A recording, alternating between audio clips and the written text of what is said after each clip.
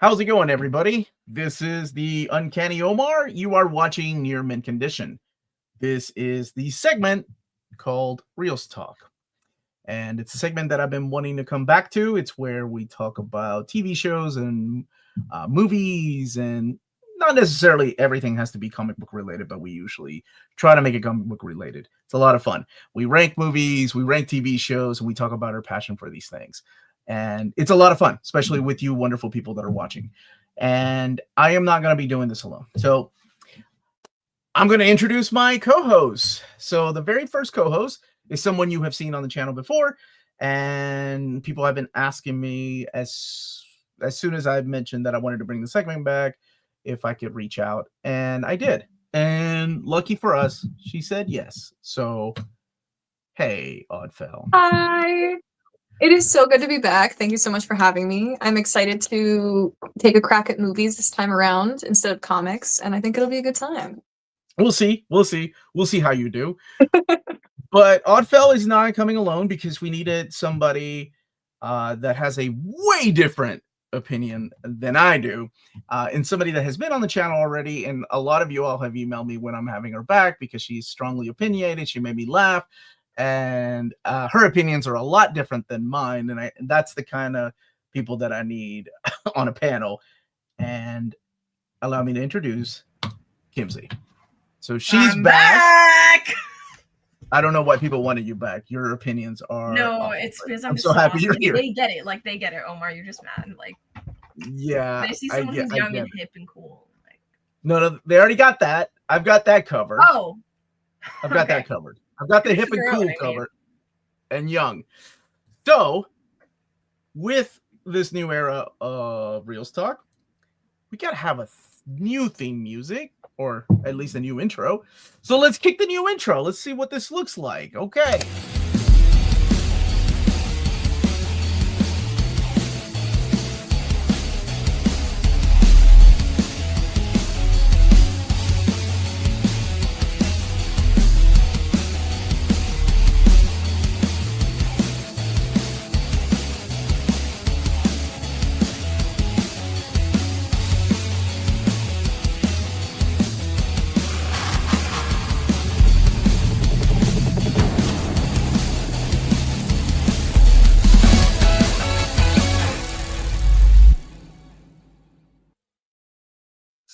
So that's our new intro. I'm so glad that we have brought back this segment. Funny enough, Kimsey, when I was talking to one of my friends, he had shared one of your shorts without knowing that I knew you or you were going to be my co-host. And he was like, man, this girl is crazy. She cracks me up. And I can't remember what. I appreciate that. You were going off about something, and I'm like, oh man, I go off a lot. Yeah, you do go off a lot. I do that. So this is the segment where we introduce ourselves and you get to know us. So what we did is we're going to be talking about our top 5 favorite TV shows of all time and top 5 favorite movies of all time. So big thank you to Keenan for putting that together. He's the gentleman that has put all our intros together here on Near Mint Condition for the last few years. He's also worked on a lot of TV shows and movies. So there you go. Oh, thank you. Yes. It's been 5,000 years. Thank you all for joining us live. So tell us a little bit about yourselves. I'm going to let Kimsey go first. Kimsey, tell me a little bit about yourself. In case people aren't familiar with you. What do you do? What do you like? What do you talk about? Where can people find you? I talk a lot. That's my content. Usually whatever's popping, whatever's new, what's the new news. Lately I've been doing that a lot more. I usually just give my opinion. I just be yapping. Next year though, I'll quit my bum booty cheeks job, and then I'm gonna do social media full time in the sense I still go to school and stuff. But that's the goal, and I really want to take YouTube a little more seriously next year, put out some fun content. That's the goal. But for now, I just talk about whatever's trending, and I just give my unwanted opinions on them. Yes, that's what I do. Unwanted opinions is why. Unwanted opinions. Yeah. That's wonderful. Exactly. The video that caught my attention was your take on the Bayformers movies, so I can't wait to rank those with you all one day here on the channel because you've got opinions that are way different than mine. Have you seen the 1986 Transformers movie, by the way, Kimsey? I wasn't even born. I wasn't It's a even rock born. opera. You're gonna love it. I promise. It's Like, so good. to be honest with you, I watched I think 5 Transformers movies. I haven't watched why do I want to say blue? I literally in my mind I said Blue Beetle, Beetlejuice instead of Bumblebee. Bumblebee? Bumblebee. Every title but Bumblebee. Yes, Bumblebee. I watched it like in theaters, but you know, it's been like so long, I don't remember it. And there's one more after that, right? Oh, The Rise of the Beast. There's also Yeah. Transformers 1. Have you seen that one? I love that one. I love Transformers 1. And to everyone who didn't support the franchise because now we don't get to get the trilogy, screw you. Screw you. I was there in that theater. My audience. Our audience. Screw you guys. We could have gotten so much more. We could have. I mean, and there's still a chance, right? Who knows? Like, they could make it into a TV show, but as of right now, I think future projects for Transformers 1 are canceled. You know, it's funny. That's what Kimsey calls me. She calls me Unk. I do call him Unk. See, this guy gets it. Yeah, he gets it. He's with the youth. All right, Oddfell, tell us a little bit about yourself. What kind of content do you make? What do you like to do? Where can people find you? Yes, hello. I'm Oddfell. I'm a professional cosplayer. Over here on YouTube, I do a lot of like toy and statue unboxings and occasionally appear on this channel to yap, and it's always a really good time. But if cosplay is your thing, I have Oddfell on pretty much every social media. Go check it out. I do a lot of cool stuff.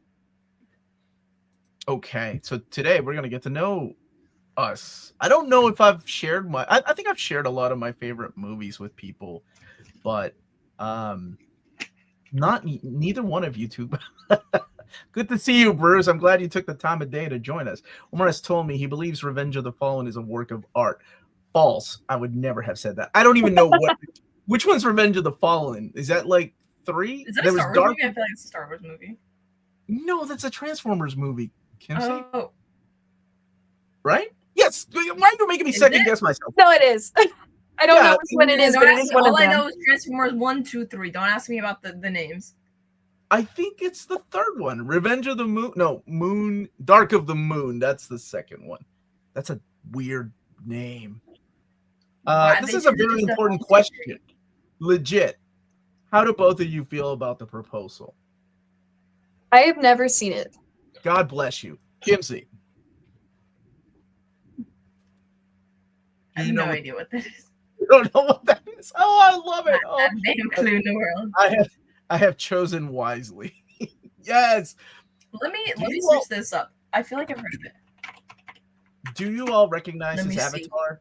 Omar wants the X-Men MCU franchise. Oh, I think I've like seen I've heard of it, but I've never watched it. I haven't. Okay, you know, when you talk about movies like that, I've only seen The Parent Trap. Watching you get so excited about the Orson Welles profile pic every time truly makes my day. Watching you get so excited every time. Please tell me that James is sharing that commercial with you when he's the friend. Oh my god, it's so good. Okay. Self-titled, Revenge of the Fallen, Dark of the Moon, then The Wall. I forgot Marky Mark was in. Oh, I forgot about that. No. Okay, this is another important question that people want to know. Where is it? There was one about the Goofy. Have you both seen the Goofy movie? Yeah. Have you seen the Goofy movie? Probably. Classic. Do you know which one Goofy is, Kimsey? Hold on, let me see. No, I know. The Goofy. Let me see. The Goofy movie. I think. Oh, I think I have this on. I think I have this actually in VHS, like in my room. You have a VHS player.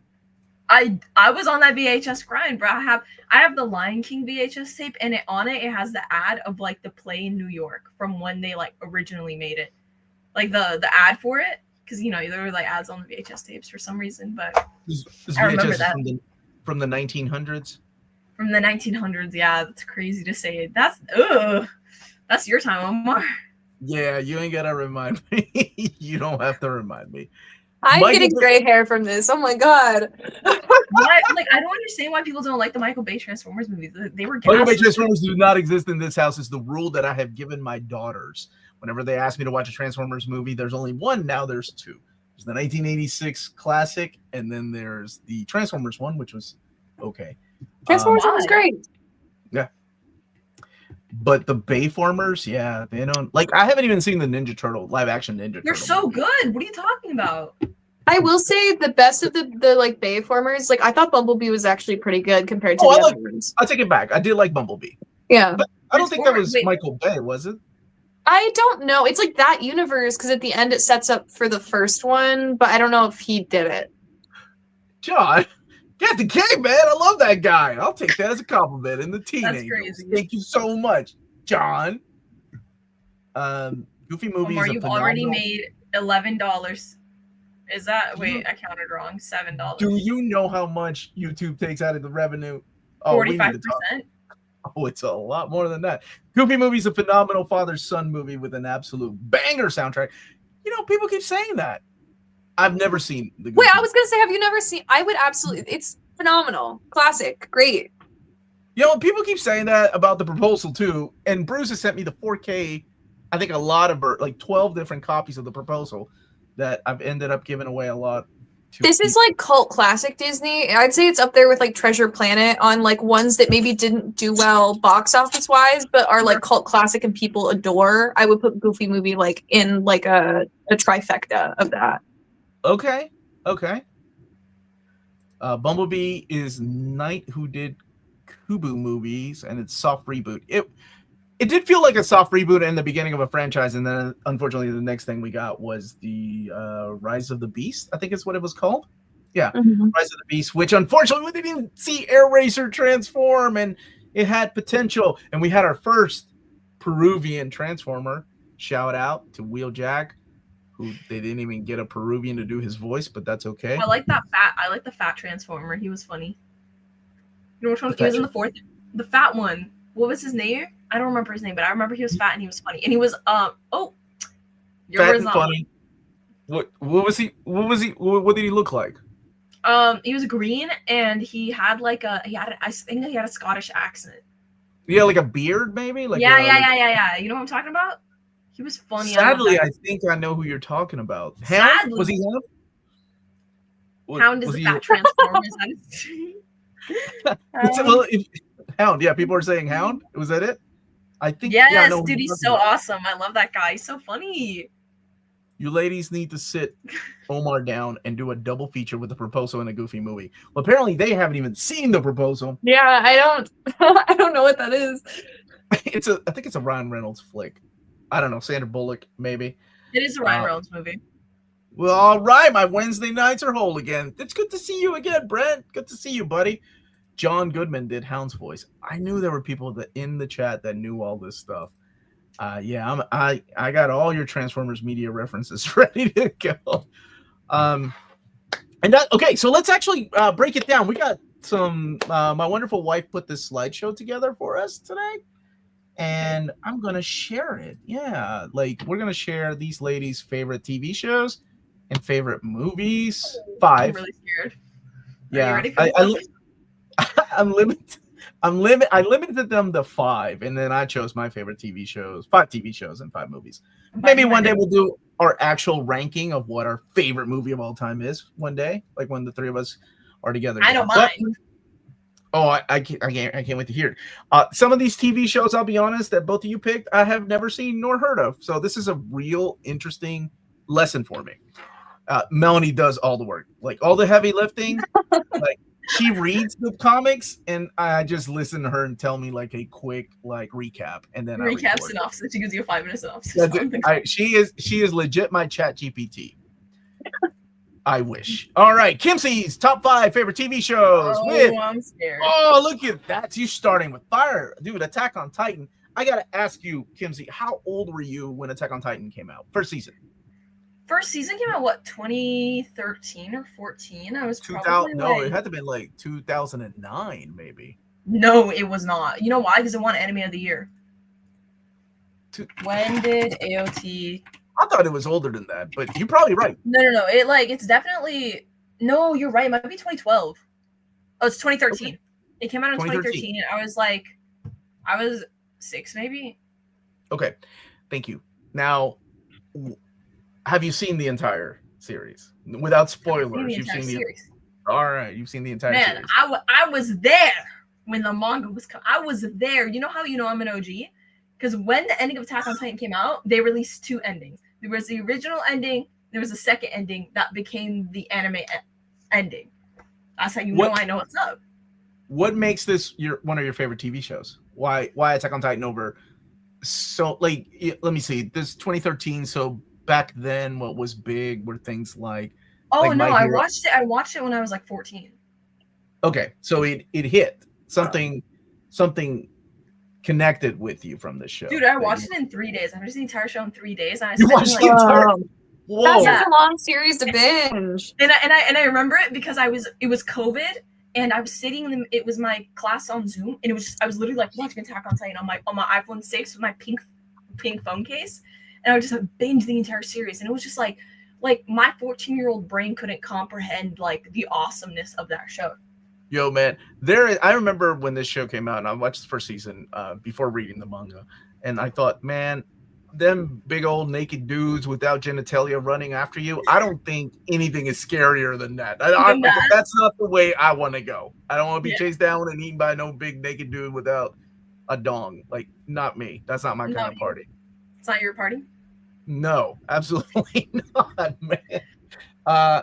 All right. And Arcane, look at that. Not even a series that has wrapped up. One of the most beautiful series I've seen, though. Absolutely stunning and beautiful. Absolute cinema. Absolute cinema. Absolute cinema. Okay. I'm assuming you're caught up with seasons 1 and 2. Are you a League of Legends? Let me do you one better. Uh-oh. You going to show me the VHS? You going to show me the VHS? No. First off, that is my entire Arcane section right over here. All that. And I bought this the other day. Yeah. I'm ready to play Riftbound because I like Arcane. It's the only crumbs that I have. So are you a League of Legends fan? Don't. Can you put a trigger warning before you say that, please? Trigger warning, League of Legends. I don't know what that means. Absolutely not. Don't lump me in with those people. Those people. Wow. So every time I watch this, my brother and I absolutely love this series. Absolutely love it. And season 1 had such a good cliffhanger, and I could not wait for season 2, but I can completely understand why 6 episodes took forever to animate, because wow. You know what? I've yet to wrap up season 2 because I love it that much that I'm waiting to watch the last 3 episodes with him when we get together here actually this month. So I don't know if it wraps up. I don't know if it ends or if it continues, but I'm excited for more. Oh, it does. Yeah, it's only 2 seasons. Oh my gosh, it's so pretty. It's gorgeous. I love that. So many cosplayers out there too. It's me. I've done it. Have you? Which character do you cosplay? I've done all 3 of the main girls so far. I really want to do Victor as well at some point, but I've done Jinx, Vi, and Caitlyn so far. She knows ball. One Piece, you weeb. I love it. All right. One Piece is real. The One Piece is real. Real talk. Yeah. What I saw your post today, and I'm all, dude. I love One Piece. Absolutely love it. I fell in love with the manga, and then when we got the anime, not the 4K or for kids one, but what do you think of the Netflix show? I really like it. Like, I think that it's so insane to me, the fact that One Piece turned out the best out of all the live action adaptations we've gotten out of the big 3. Like, how do you butcher Bleach, which should be the easiest thing to adapt, in Naruto? Like, I feel like the difficulty level went like One Piece is the hardest, then Naruto, then Bleach. And they like, how do you cook with One Piece and you don't? I just loved it. I think it's so fun. I think it's so silly, and I think it really gets the energy of like the first season, the first few episodes of One Piece. Who's your favorite character? Who's your favorite Straw Hat? Straw Hat. I would say like Luffy and Nami. Luffy, okay. Yeah, Luffy and Nami. Who's my your favorite character? Is Ace, though. Who? My favorite character is Ace.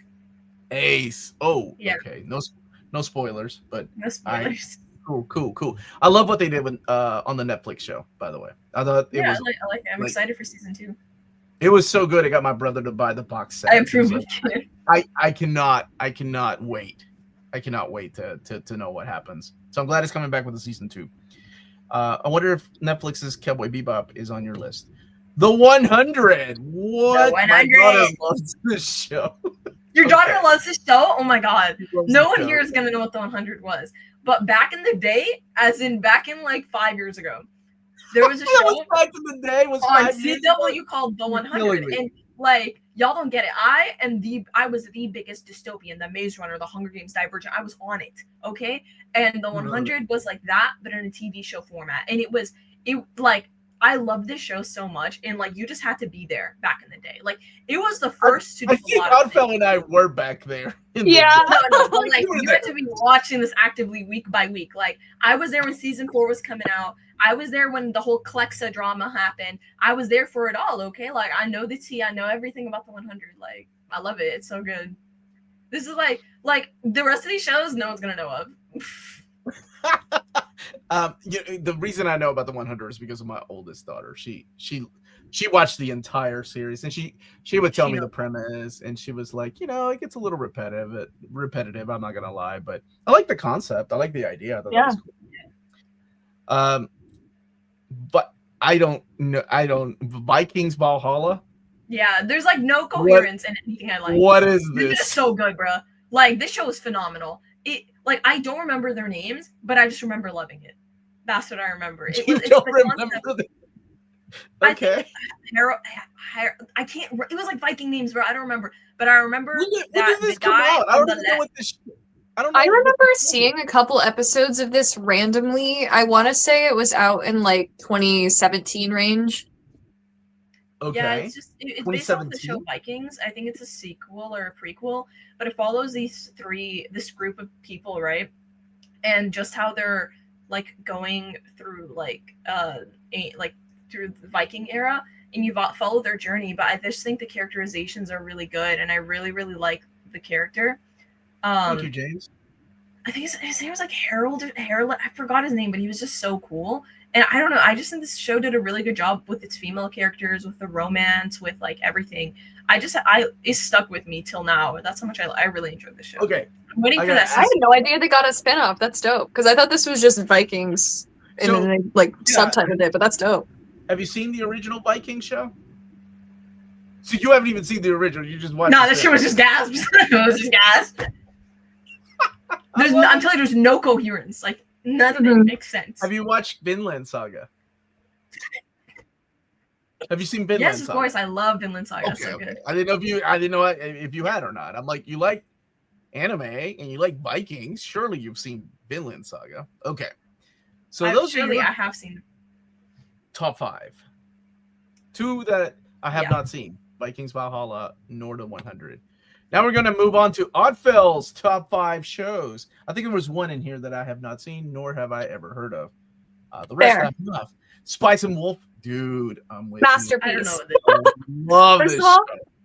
Masterpiece. Like I grew up with the original one and I had like nostalgia goggles, but like this new one, seeing the original voice actors come back, the upgraded graphics, the soundtrack is insanely cozy.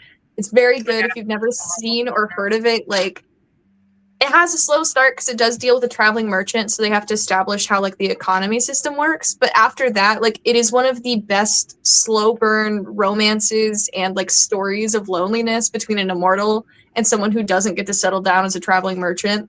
And it is just genuinely one of the coziest pieces of media I've ever seen. I watch it, at least the original one, I watch like season 1 every fall to really get into like the fall cozy spirit. And this is one of the best anime reboot remakes I've ever seen. Have you read the original light novels? I have. This is my favorite anime of all time. So I've read the light novels, I've read the manga, I've seen both shows, and it's just, I love it. The big, beautiful collected editions of the light novels, the hardcovers? I have the like leather bound ones. I want to track one down, but they're so hard to find. I started getting they're doing anniversary versions of the manga that I've started tracking down, but the light novel ones are so hard to find. It's like the proposal. No, it's not. No. All right, Spice and Wolf kicking it off. I agree. I love this manga. And anime. I love the anime. So good. Castlevania. This one took me by surprise. What is it about the show that resonated with you? What do you It's like? flawless. So I am a fan of Metroidvanias in general, game Video wise. Okay. Yeah. So I was super stoked when this came out because I already like Castlevania. The character synergy between Alucard, Trevor, and Sypha is some of the best character writing I've seen. All three characters are compelling. The way they bounce off each other is great.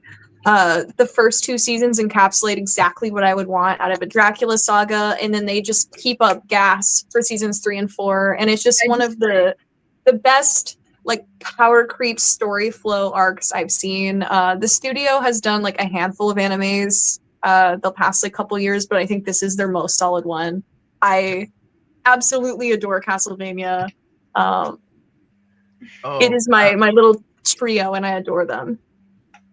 Do you have the physical release of this? Because the box set is absolutely beautiful. I want to get the box set. I don't have it yet, but like the one that comes with like the tarot cards and like the portrait of the 3 of them, I need to track down. Yeah. Because it is stunning. Oh, is it a manga? No. So they pretty much took the plot of like some of the Castlevania games and adapted it into a long form story using Trevor and Sypha. So it's its own story, and this is like the only way it's kind of like captured in this way. I would love if they did like a manga version or something, but this is kind of just how it is. It's like, I don't think it's a 1-for-1 of any of the games per se. Like Nocturne is kind of its own thing. It's not really Richter's story either. So it's kind of like an AU, but I love it. Okay. I feel like it fell off after season 2. Like they really lost me in season 3. What is AU? Like an alternate universe. It's not like a 1-for-1. Don't be laughing at me. You're gonna be asking me questions as I'm going through my shows here in a minute, Kimsey. Okay, but like Omar, I don't know if you can... like if you read fan fiction, you'd know what AU means. Yeah, I'm like, I don't know if you can see it, but I do have Alucard's abs like right here. I heard cats. I saw anime and stopped it. Hey Tina, Castlevania had a short manga. I don't think it was a full book, but it's never been released that I'm aware of in the US. Now, a lot of the storylines come from Castlevania 3, right? Because it's the Alucard, Richter, and what's her name? Sypha and Grant. And those characters appear. And then they go into like the DS games and things like that. I thought it was good. There's a guy who has like a cool Castlevania tattoo on his back. Oh yeah. Of which game? Which game, Kimsey? You don't just Castlevania? Oh no, it's the anime. He has like the whole thing on his back is crazy. I haven't seen Devil May Cry yet. I haven't either. I'm not a fan of the series. Like I've never played it, but I've heard it's like very approachable for people who haven't. So I do want to watch it at some point. Like the new one that came out? Yeah, the new. Didn't they do it again? It was a Netflix series, I think, that came out. Yeah, right? I liked it. I thought it was fun. I think it has 2 seasons now, right? I don't know. I think I saw the beginning. They played Limp Bizkit, I think, and I was like, "Oh, cool." Not for me, but I'll watch it if it's good. I stopped watching it. Y'all need to watch Cyberpunk.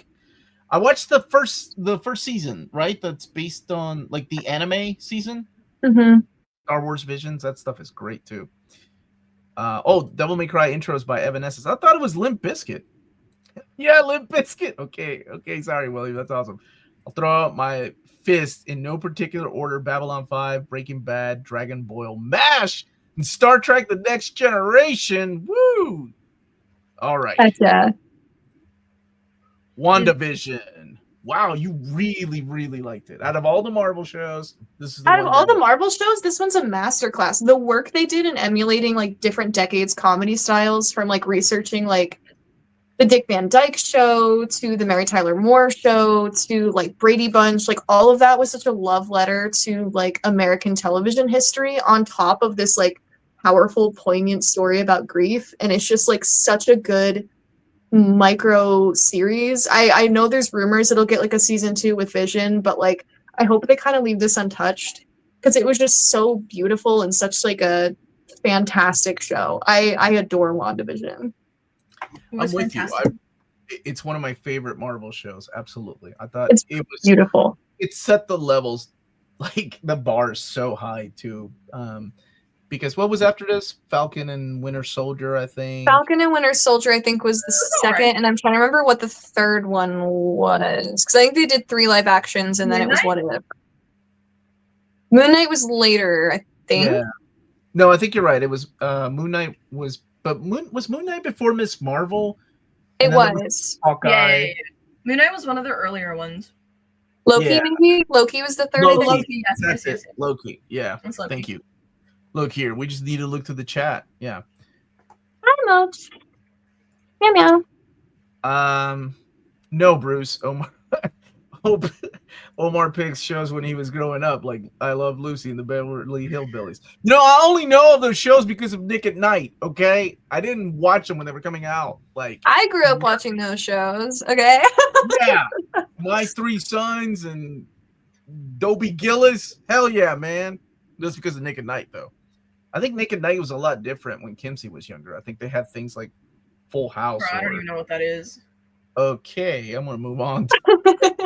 No idea. Dude, Tangled. The one show I didn't know was a thing. What is this? Okay, so this is a mid-roll. Tangled's Adventure?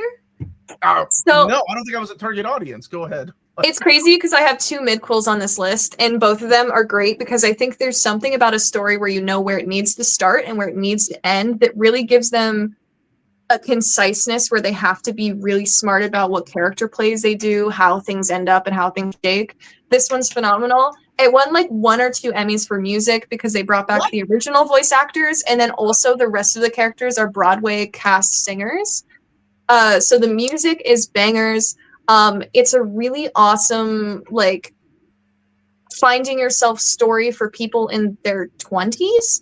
Like, I feel like we get a lot of coming of age films for people as teenagers, but the interesting thing they did with Tangled, the series that I adore, is all 3 main characters are in their 20s, and it's very like that adult feeling of like, do I want to settle down and get married? Do I want to explore and like see the world in my 20s? Like that kind of thing you grapple with, and then wanting to prove yourself to the world and get out there. And it's a very like incredible depiction of like your 20s and college and like becoming an adult and like how you do all this stuff, but it's set in this like kingdom with magical issues and just the inter-character relationships, the music. It's honestly way better than it deserves to be, especially for like a Disney spin-off IP, but I genuinely adore the series.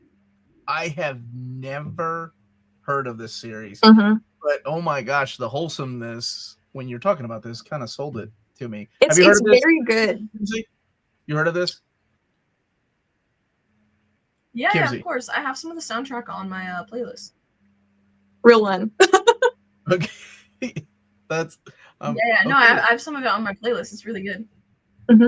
I've never heard of this. Omar's childhood was watching the 1927 classic Metropolis in theaters. I love that. And I love that movie, by the way. You see them fools jumping off the side of the roofs, like and buildings. We don't have stuntmen like them. Okay, Unc. Kim C's gonna make Omar feel like an old ass on a regular basis, which is why I invited her on. You know, you got to keep it humble. Got to know your place, Omar. Like, I guess. So this was not CG. It was straight up 2D animation. It's 2D. It's really, really cozy because they kind of emulated like Rapunzel's like art style on how like she painted in the original film. See, okay. So it's this very like 2D, very like folksy art style. And they managed to tell such a phenomenal story while still having a beginning and end point that they have to hit. And genuinely, like, it's so good. This show does not deserve to be this good. It is a spinoff, but God. Wow. Okay. I love the different eras we're coming from when it comes to TV shows too. I know. And not just movies. I'm loving this list. Okay. Andor, hell yes. That was such a good show, dude. It's such a good show. I think it's so culturally relevant and so poignant and so important. Like, this is one of those pieces of media where you sit and you watch it and you're like, this is actually so pivotal. And it's like a very important piece of media that I think everyone should watch. Like, it is just one of those things that it hits on all the social issues in such a way that illustrates them so you understand and you empathize and you're like, oh my god. While still being in a Star Wars lens, it's thrilling. I was at the like edge of my seat. I ended up binging like all of season 2. Like I watched season 1 slowly and then binged season 2 because I had to know what was happening next. And this was just one of the few pieces of Star Wars media that I really like latched onto. The second season it is so perfect. It's so good. So good. Was it it the character 65? Luthien, right? Like Luthien, I think was his name. God. Yeah, Like, every single monologue they gave Luthien is just oh my god, that speech when he's like, what have I sacrificed? I share my dreams with ghosts. yes. Like, oh my god, when he talks about like, I burned my life to make a sunrise that I will never see. Yeah. Oh, like, Oh my god. and the women on the show, they're the true rebellion, right? Like the late Yes. she was kind of like a like she wasn't like one of the main characters in season 1, but in season 2 they made her such a badass and like Bix? kind of like the rebellion by herself. I can't remember. Oh no, god, I forget her name too. Luthien's assistant, like almost like a daughter that had to put him. Yeah.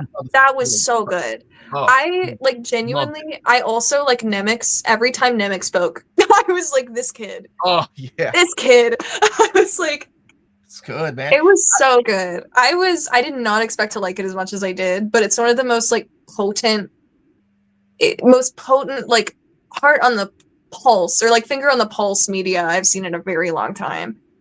Yeah, it's to me it's definitely one of those things that you forget that it's the Star Wars universe. Yeah, because there's so many freaking like dramatic things happening, and then you're like, oh, a stormtrooper, that's right, this is Star Wars. Literally, like a droid will go by and you're like, right, okay. Star Wars, right?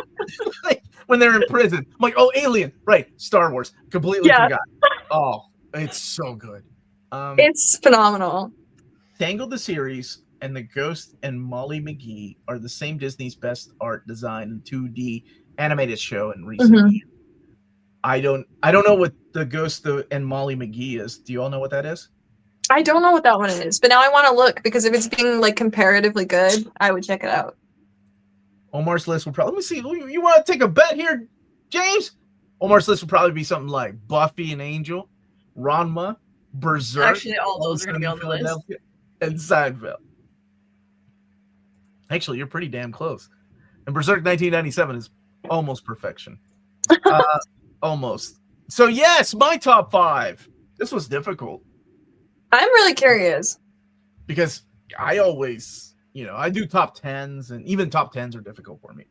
You the longer you live, the more you watch and read, so it gets harder and harder every year, man. But when are we going to kick it off with? The Twilight. All right. The classic Twilight. It's perfection, man. This show was so good. It was phenomenal. It is a tradition in this household that on New Year's Day, my oldest daughter and I watch episodes of The Twilight Zone because they still, to this day, resonate with people. Like the importance of the message. Oh my God, there's so many classic episodes too. I love this series. Even seasons 4 and 5, which a lot of people did not like, were solid. I even love 80s Twilight Zone. 80s Twilight Zone, solid. Is it still ongoing? No, Jordan Peele tried to relaunch it. I think it was like 2 or 3 years. Probably longer than that now. But I think because of things like Black Mirror that we have nowadays, there's really not a need for something like the Twilight Zone. But man, yeah. If y'all have you seen any Twilight Zone, Kimsey? Yeah, of course. Like it's like a cult classic. It is, yeah. But there are people that haven't. There are people that know what it is, or at least make you watch it in class. Like I remember watching a lot of it in class at school. For real? Yeah, it was. I don't know. It was a part of some of our lessons where they were like, "Oh, it like is important to the lesson and can actually." I don't know. I just remember watching it in class primarily. I've never watched it outside of class. The only one I watched in class was oh my gosh, what was it called? An Occurrence at Owl Creek Bridge. That's the only one we watched in class. It's about the Civil War soldier that got like he's a Confederate soldier about to be yeah. I know what you're talking about. I watched that one too. Yeah. That's a powerful one, man. That's a really good one. It's a great series. Like don't expect a magnificent twist in each and every one of these, because I mean, by now pop culture like The Simpsons have kind of ruined every twist ending when it comes to this, but it's solid. All right, Silhouetted Animator, number 5, Twilight Zone, number 4, Alf, number 3. Are you talking about yours or mine? No, Alf, it's yours. You love Alf. do not like Alf. Omar's gonna end up like the guy in time. Yes, there's not enough time. That's not fair. I love that episode with the library. What's that one That was picture of the bunny holding the watch? That's you. That's you. No, I'm the Do you know dude. what I'm talking about? Burgess Meredith at the end of that episode. Not enough Hold time. on, let me find it. What else did I put on here? Oh, Firefly. Love this show. Somebody said Buffy and Angel, and I'm like, close. This is Omar right now. What do you got? What do you got? Have you not seen this thing? Or he's like, No, I don't know what that is. That's Alice, right? That sounds Wonderland. yeah. Right? It's Yeah. like your time is running out. Wow. What is that? What, Is you that- remind me to go? Yeah. What do Is you that mean by what's his time? name? What's his face? What do you look? You talking about the picture here? that I'm- Nathan something? Nathan Fillion. Yeah, Nathan Fillion. Yeah. Go on. Okay. Do you know about That's this? all I know. You That's know all I anything got. about this? That's all you got? Nope. So, this was a series that was done. Who was it? Tim Minear and Joss Whedon, who of course did Buffy and Angel, and he kind of left those shows to come and do this, and it's perfection because it got canceled. It didn't have enough time. Like there's only 15 episodes, and we did get a movie. We got Serenity, which was phenomenal. And I love this series. The series is, to me, it was the perfect cast, and I love all the stories in here. Out of Gas is one of my favorite TV episodes of all time, not just from Firefly, but TV episodes in general. Outlaw Stars. Are you guys arguing about Outlaw Stars? Oh my god. It's a space western, yeah. It's space cowboy, right? It's good. Firefly's good, but not better than Buffy and Angel. Oh, I beg to differ. And I love Buffy and Angel, especially Buffy season 5 and Angel season 5. I thought those were great. Yeah, Dollhouse was great too. And yeah, love it. Have you all seen it? Oddfellow, have you seen Firefly? I back in high school, I tried to watch a couple episodes. I think I gave it a 3-episode try and it didn't hit for me. And it's one of those shows I want to circle back to and try again. But at the time I just couldn't get into it. But everyone always has Firefly on a pedestal of great media. So at some point I'll try it again. But I've only seen the first handful. What about you, Kimsey? You heard of it or know anything about it? I've never heard of this. I'm searching it up right now. You've never heard of Firefly? Oh, that's awesome. I've never heard of this in my life. But you've heard of Buffy the Vampire Slayer, right? Yeah, that one I have heard of. Okay. The Wire. Oh, I gotta put The Wire on here. That was such a great show. Seasons 1 through 4, and even 5. I know people did not like 5, but I loved it. What's it about? So it's set. I think it premiered in 2000, and I want to say it was 2002, and it's about this group of police officers that have tapped the wire into a payphone in kind of it's all set in Baltimore, just like all of David Simon's books are, and in this, it's the police force that kind of taps the wire, puts in a wire in the payphone as the drug deals are coming in and out of the project, right? But what's really great about the series is that you not only see it from the police officer's perspective, but you see it from the people that are living in the projects. And then as the seasons keep going, so it was only 5 seasons, you get to see how corrupt the system is, who's bringing the drugs in, what political parties are actually letting a lot of these laws slide and saying, okay, well, maybe if there's something in it for us, maybe we can let some of these things.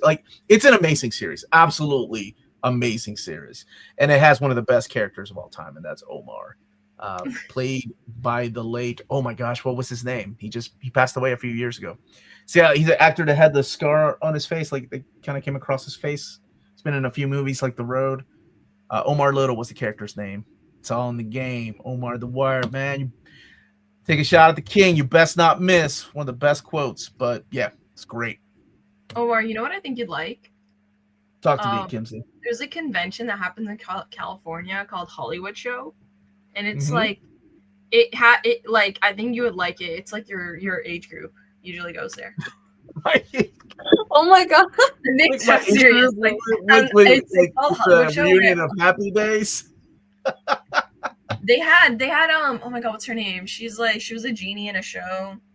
I Dream of Jeannie. I love I Dream of Jeannie.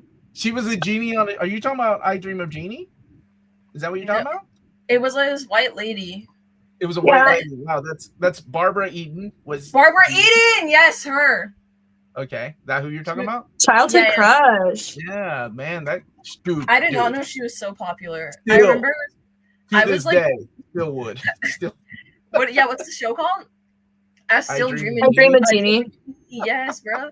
I was like working and I was like, who is this white lady? Like, why is Who is this old white lady? You're breaking my heart. 6 feet under. If you're having a good day and you want a good cry, you want to feel depressed, this is the show. It's about a family that owns a funeral home, and season 1's a little bit different than the rest of the seasons, but it's about dealing with death and grieving, and it's about the family and how they kind of. The first episode, the dad ends up getting killed in an automobile accident. So it's kind of like the two brothers coming together and the sister all having to live with each other. Oh, it's great. Barbara Eden 94. And Omar said he would still go. Yeah, we all get one. We all get one. Hey, hey, that's me with Jeff Goldblum. I have respect. Jeff Goldblum is not 94, but no, Jeff Goldblum's like 75. But like, point being, like, we all get one. Controversially old Hollywood crush. That's okay. Still would. 6 Feet Under's opening intro is so iconic, and the final episode with the music by Sia as she, that still gets me every time, man. I cry every damn time I watch that finale. It's a beautiful show. Just a reminder of like how fragile life is too, because that's what happens in each episode. Somebody dies at the very beginning in a weird, I don't want to say like Final Destination type of goofy way, but like in a very tragic, like, holy shit, this really could happen to me if I'm walking down the street at any time. And there's a lot of sad episodes in here, but it's beautiful.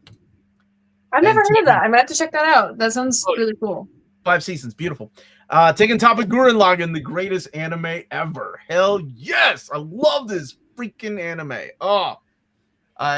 It's my favorite. It's my absolute favorite. This is another one that done by Studio Gainax. Actually, I think it's the last Studio Gainax series before they became Trigger. Mm-hmm. Yeah, I went to the theater to go see it. I think it was last year. They played the two movies back to back. Love it. Absolutely love it. It's perfection. And it's weird because, like, for me, I was thinking more like Kimsey, like the older I get, it's always going to be the anime that I grew up with, whether it's Captain Harlock or whether it's like... It's just that nostalgia, man. Like, it hits, I'm telling you. Yeah, but this isn't really nostalgia. I didn't watch this until I was in my 30s, because this came out in 2007. So it was more like... Okay, 2007. I don't know how old you were, but I assume... Dude, I was 1. Yikes. So it came out in 2007. And loved it. No. Loved it. I remember Yoko was so pivotal. Like, when I first got into cosplay, that was like the it girl. Like, people like cosplayed her all the time. Like, that was the girl to be. Just for you, Omar. Wait, what's that? I'm gonna put her on my watch list. Oh, you haven't seen it? Oh, it's good. Do you like Studio? I've only seen like 20 anime, and it's not that impressive. Honestly, everything Studio Trigger's done has been phenomenal. So, any of it. I really want to watch Cowboy Bebop. I haven't watched it yet. I'm writing this down. I'm taking notes, y'all. You haven't seen Cowboy Bebop? Oh, Kimsey, we're gonna have so much fun on this show. Because I would go back. 2 million people have this down on my anime list. What the heck? It's good. So Gainax are the same people that did like Gunbuster, the same people that did Wings of Aniami, so Otaka no Video, and of course. This reminds me, I haven't seen the Iron Even- Giant either. I want to watch that. Not an anime, but you're talking about the DreamWorks Yeah, movie? because like we're talking about like movies that came out like in that time period. When did it come out? That's like a 90s, early 2000s. That Oh, was it's out like in my childhood. 1999. So it was like can we round up? Can we say 2000? Can we round up? You could round up a 1900s movie, Jesus. You said the Have 1986 you- Transformers movie. I'm gonna put that on my watch list too, just for you. Have you seen Promare, Omar? You know what? I have been waiting on my pre-order for the Steelbook for almost a year now. I'm waiting for it to come back to stock because I missed the theatrical release of it. So I wanted to go see it. But You're gonna love it. It's the same studio, right? It's Studio Yes. Trigger. They It- did Kill la Kill. I think actually no, Kill la Kill. I think was the final Gainax X project, and then they became Studio Trigger. It But- feels like the sole successor to Gurren Lagann in a lot of ways, while still being its own story, and I think you're gonna love it. And I'm like Studio literally Trigger, researching while you're talking. dude, Studio Trigger did a Transformers anniversary short that brought a tear to my eye. It came out last year, and it is absolutely beautiful because what they did was a mashup of all the series. So no matter what Transformer series you grew up watching, like you're gonna be like, oh my god, it's my very first Transformers. Like for a lot of old dudes like me, it was like, of course, the G1. But then there's like Transformers animated. There was the Bayformer movies in there, made it in there. Like it was so Bayformer. beautiful, great. I have to check that out. That's dope. I had no idea they did that. I'm Yeah, it's doing only- my researching. 2.5 minute or so. Yeah, it's great. Kimsey, have you seen Evangelion? That's the biggest Gainax X movie. or The TV show, right? Yeah, the TV show. That's the biggest I Gainax couldn't- X TV I didn't show. like it. Like I tried. I watched 15 episodes. It wasn't for me. Whoa, like, I you gave up at episode 15. Woo, Yeah. that's commitment. Like for not digging something, and I you're really like, wanted to like it. Like I really wanted to like it. It wasn't for me, man. Like the concept was like I couldn't. Like it's just not me, man. It was it wasn't for me. Like not saying that it's bad because I mean I wouldn't like. So, you know when you watch something and you're like, I wouldn't say this is bad, but it's not great either. Like I don't know how to judge it because it's just not for me. yeah, I don't think there's anything wrong with that. I think so Evangelion came out in 1997 and 1996. We started getting it here on video cassette, what you collect now, Kimsey, from the 1900s in 1997, and we only got two episodes for VHS. I had never seen anything like that in America. Because at that time we weren't getting that much anime and we weren't getting all the JRPG. You're gonna hear this a lot on the show, Kimsey. Your generation has no idea how blessed you are that you're like, oh, Gurren Lagann, I'll go watch that on Crunchyroll or whatever, right? You can do that. Like if somebody were to recommend because this, like first anime wasn't popular till 5 years ago, Omar. You couldn't really find anime like as easily. It's the internet. Like, you can find anime on the internet. I'm just saying. But back in the day, you could. Okay, well, we can all agree cohesively that anime now more than ever is so accessible. Like, when was this much anime 100%. on Netflix? When was this much anime on Netflix, on Hulu, on Crunchyroll? Like, you can watch, I think, like, the first episode of a lot of animes out on YouTube. Like, they'll put it out on YouTube. It's crazy to me. Like, I was telling my daughters, because what were we watching? We were actually watching One Piece. Like, I was just curious what One Piece is up to these days. And I was like, this just aired in Japan today. Do you know when I was a kid how long I had to? Years.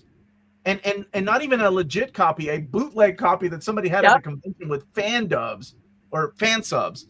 That's how like rare anime was back then. Even for big things like Dragon Ball Z. Like, you just didn't get it. But Evangelion back then really changed a lot of the way, like, for us, like, anime could be. You know, it wasn't just a show about kids getting into giant robots. It was so much more than that. Because before that, we didn't even have Gundam accessible here in America. Not in 1996. Yeah, I was literally just about to talk about Gundam. I want to see that's on my list.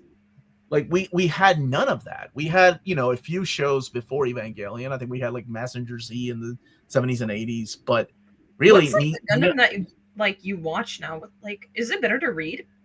The manga looks really cool. Oh my god, that manga is absolutely stunning if you haven't read the manga. But the manga is based on the original Gundam, or like 0079, which is the classic. I'm a big fan of War in a Pocket and the Stardust Memories. And then, everybody else can tell you about the different universes of Gundam as well. All right, we're moving on to movies, though. I want to Kimsey's put the movie. proposal on my watch list because this Don't guy do seems that. like really... Don't do that. Don't do that. Don't do that. Jackie Chan Adventures is the best anime. That's not even... That wasn't anime, man. Oh, wait a minute. Hannibal's a great show, too. One of the darkest shows I've ever I love watched. Hannibal. I love Hannibal. Phenomenal show. 10 out of 10. And 6 Feet Under's intro is so iconic. Beautiful. Hannibal, I assume, is the precursor to Silence of the Lambs, right? Like, it's actually the precursor technically to Red Dragon. Because what they were building for was they wanted, instead of a season 4, they wanted to do a Red Dragon movie and then a Silence of the Lambs movie made for TV, but it ended up getting canceled after its 3rd season. But it's phenomenal. It's all about Will Graham from Red Dragon and like how he met Hannibal and what that entire arc looks like and why they have a rapport. And it's great. Like the kills are some of the most like creative, messed up, like interesting problems to solve. Hugh Dancy. She's like murder, death, blood. Well, like listen, I watched it in high school and like that stuff like was insane to my hugh school brain. And just like you have Mads Mikkelsen and Hugh Dancy just giving some phenomenal performances. Hugh Dancy plays being unstable very, very well, and it's a really good like tailspin into his psyche. It was an NBC show, yeah. All right, top 5 movies. Kimsey, no judgment, not yet. Let's see. Let's see what you got. I'm really scared. The Wild Robot, not to be confused with the Iron Giant. I love this movie. It's beautiful. I had a friend of mine that worked on the movie. He works for DreamWorks Animation. So I'm very happy. And I will tell him that you put this movie on your list of top 5. It's my favorite movie of all time. Tell him I need to be at the premiere for that second movie. Let him know. Wait, you think there's going to be a second movie? That robot didn't make it. They're making a trilogy. Oh, that robot didn't make it at the end of this movie. I want to see this, dude. I've heard nothing but good. Oh, you haven't seen it? Oh, no. It's so pretty. Oh, Phil, this is like, she's so gas. It's so good. I was crying. My friend and I have a video of us, and we were like, man, whatever. This movie isn't even that good. Like, what are you talking about? Like, what? Like, this movie is so bad. Like, it's not even good. We moved on to movies now. Oh, sorry. Is it a TV movie? Okay. Yeah, we're not. Don't tell Melanie. Don't tell Melanie. That's okay. Let's strike one. I'll tell her. Spoiler. No, I'm not spoiling the ending of Wild Robot. I was just messing with Kimsey. I didn't know they were going to make a trilogy. That's cool. Good for them. I know it did really well. And man, the anime. I'm a big fan of the animation too. Like, really. I think it was the music as well. Yeah, and the voice acting. Was like really the music cool. made me want to watch it. Have you read the books out of curiosity? I tried, but they're like you have to be like 8 years old to read the books. Like I couldn't. The Giving Tree is my favorite book of all time, and I'm not an 8-year-old. I love that book. You sure act like one. Oh, okay, Mom. The Wild Robot. I liked it too. I thought it was a good movie. The Call of the Wild. I'm sorry. I love this movie. Okay, when you said the Call of the Wild, I got excited because I'm like, really? The Call of the Wild? And then you're like, wait, the Call of the Wild with that guy, the guy from the Star Wars movies. I'm like, Harrison Ford. I thought you were talking about like the old one. Like there's one from like the 20s. There's one from the 30s. The one I remember the most is the one from the 70s. But this is the one that came out in 2020, I think, was when this one came out? I think, yeah. Yeah. Has Kimsey left the building? Kimsey has left the building. Maybe her camera died. Now how can I make fun of you? We can't make jokes when she's not here. Yeah, what the heck? Oh, man. We'll wait for her to come back. What I'll do is I'll actually move on to yours, and then we'll come back to hers. Fair. All right. Let's get these at it. And Oddfells top 5 movies. And then we'll come back to Kimsey. Pride. Listen, have you what's your read view the of Pride and Prejudice before I wax poetically about it? Okay. Go ahead. Tell me about Pride and Prejudice. What makes this version stand out? So this is one of my favorite books of all time, and I think this adaptation specifically does it so well because there's a lot of like nuance added to the story. There's a lot of things the actors added, whether it's micro expressions or just brief little things that like aren't in the original book that I feel like one, help modernize it for a new audience, and two, add just so much iconic nuance that this film specifically has like its own story that is kind of separate from Pride and Prejudice at this point. Like the hand flex is iconic. Like that is one of the most like, you talk about like romance films or period pieces or whatever, and people are talking about them as their Darcy hand flex, and that is not even something from the book. Like this film has its own like world to it in the Pride and Prejudice story. I mean, Matthew McFadden's performance is insane. He plays that awkward kind of like anxious character so well, and you can just always see what is going on in his eyes. Keira Knightley is always a gem, and the score is also just chef kiss great. Is this the role that got Keira Knightley, or was it Love Actually, the role that put her on the map? Because from she was Princess Amidala's like. I'm gonna say it might be Love Actually, just because this came out the same year as Pirates, and I feel like at that point she was already kind of on the map. I do love Little Women. I was telling her I love chick flicks. Yeah, I love every incarnation of Little Women, dude. Every incarnation. Nah, this is a legit choice. As a guy, I was into Darcy by the end. Who plays Darcy? Matthew McFadden. Matthew McFadden. That name sounds familiar. He was in Ripper Street, and he was also in what's the show about businessmen? Mad Men? No, it came out recently. Succession. Oh, that's him. Like a young. Yeah. Are there zombies in this movie? The zombies version is so bad. Oh my god. He was in Wolverine and Deadpool as the main TVA guy. Wow, you're right. That is him. Mm-hmm. A lot younger here. All of Omar's favorites are the ones he saw at a local Nickelodeon. Shut up, John. All right, Kimsey's back. Kimsey, are you back? They just hated me. They hated me. What, the internet? So no, the universe just couldn't withstand my opinions. Oh, well, they're rightly so with the Call of the Wild. What is it about this movie that you like so much? We're going to go back to you, and then we're going to go back to Oddfeld and the dog. It just resonated with me, like the dog, the story, the relationship, Harrison Ford. Spoiler, dying at the end. Like, it was just so good. Oh, dude, what?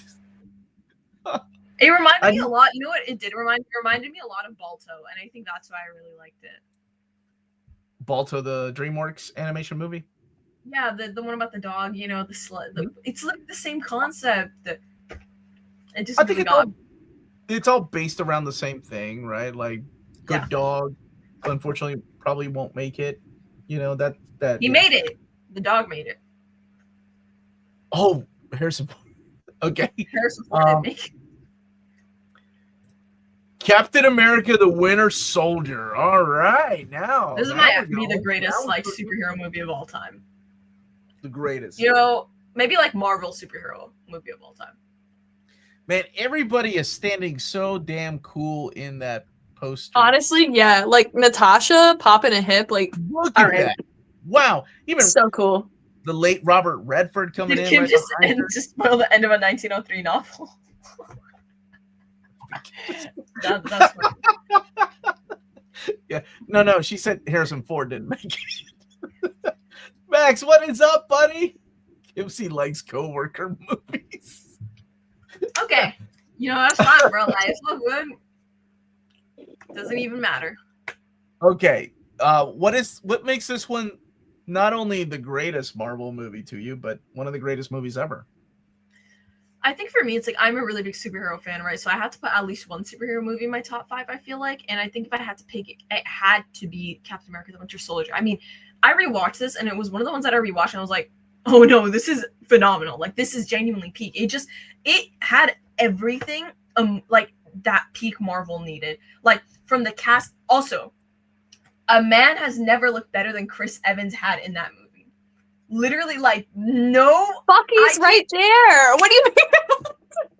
He, like, I genuinely, every time I watch that movie, I'm like, blah, blah, blah, proper name, place name, whatever. He's like, look, from the wardrobe, his suits, his outfits, him and Bucky, like him and Nat, everything was just so good. Like, this was peak Marvel. And I felt like it hit everything it needed to.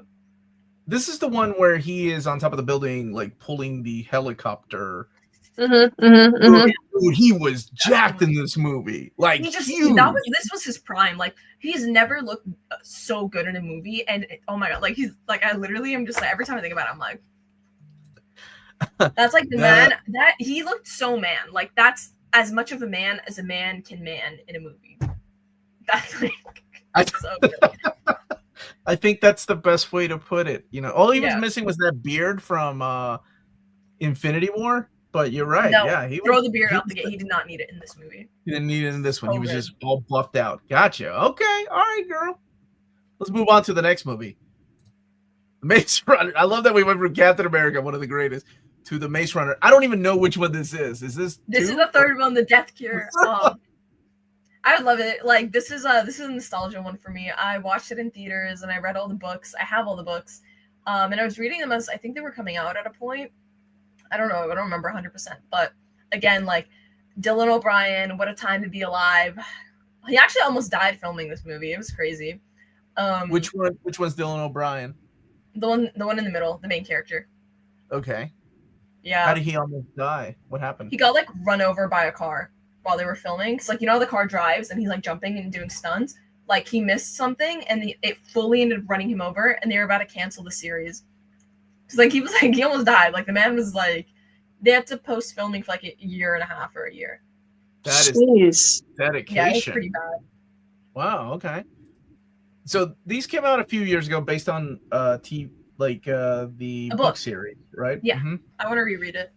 And it's very similar to things like that were very popular at the time, right? Like the Hunger Games, Divergent, and the Maze Runner. I would say it's the big three from that time. I would say the 100. No, I mean not the 100. Hunger Games, Maze Runner, and Divergent were like the big three dystopian of that era, in my opinion. This looks like a straight to DVD. Okay, well, it did go to theaters. I want to point that out. It was in theaters. I wonder how much money it made. I probably didn't make a lot. The Death Cure was a 2018 flick, by the way. So it came out in 2018. Death Cure is definitely the best book, and the movie was solid too. So Joseph agrees with you. See, this guy knows ball. Like, he knows ball. You know what? I mean, people are watching this because, I mean, we went back and talking about like Transformers 1. Unfortunately, that didn't get a sequel because not enough people went. Oh, it made its money back. It made around $300 million on a $62 million budget. Wasn't there more after this, or was this the last one? No, this was the last one. They, I think Dylan didn't want to make any more after this, and there's only 3 books. There's a sequel and there's a prequel. And then he made one. This one was recent. He wrote a short, like, novella of Newt turning into one of the zombies. I forgot the name of them. Of the book series or the characters from the books? Yeah, I think there are maybe even 7 books. Okay, so there's the original trilogy, there's the Fever Code, and then there's the Killing something. One is a sequel, one is a prequel, and then after that, he stopped writing. But then he needs more money, so he wrote like 2 more books in the same universe. Okay. That's what they always do. I believe Dylan O'Brien was up for playing Spider-Man at one point, lost to Tom Holland, I think.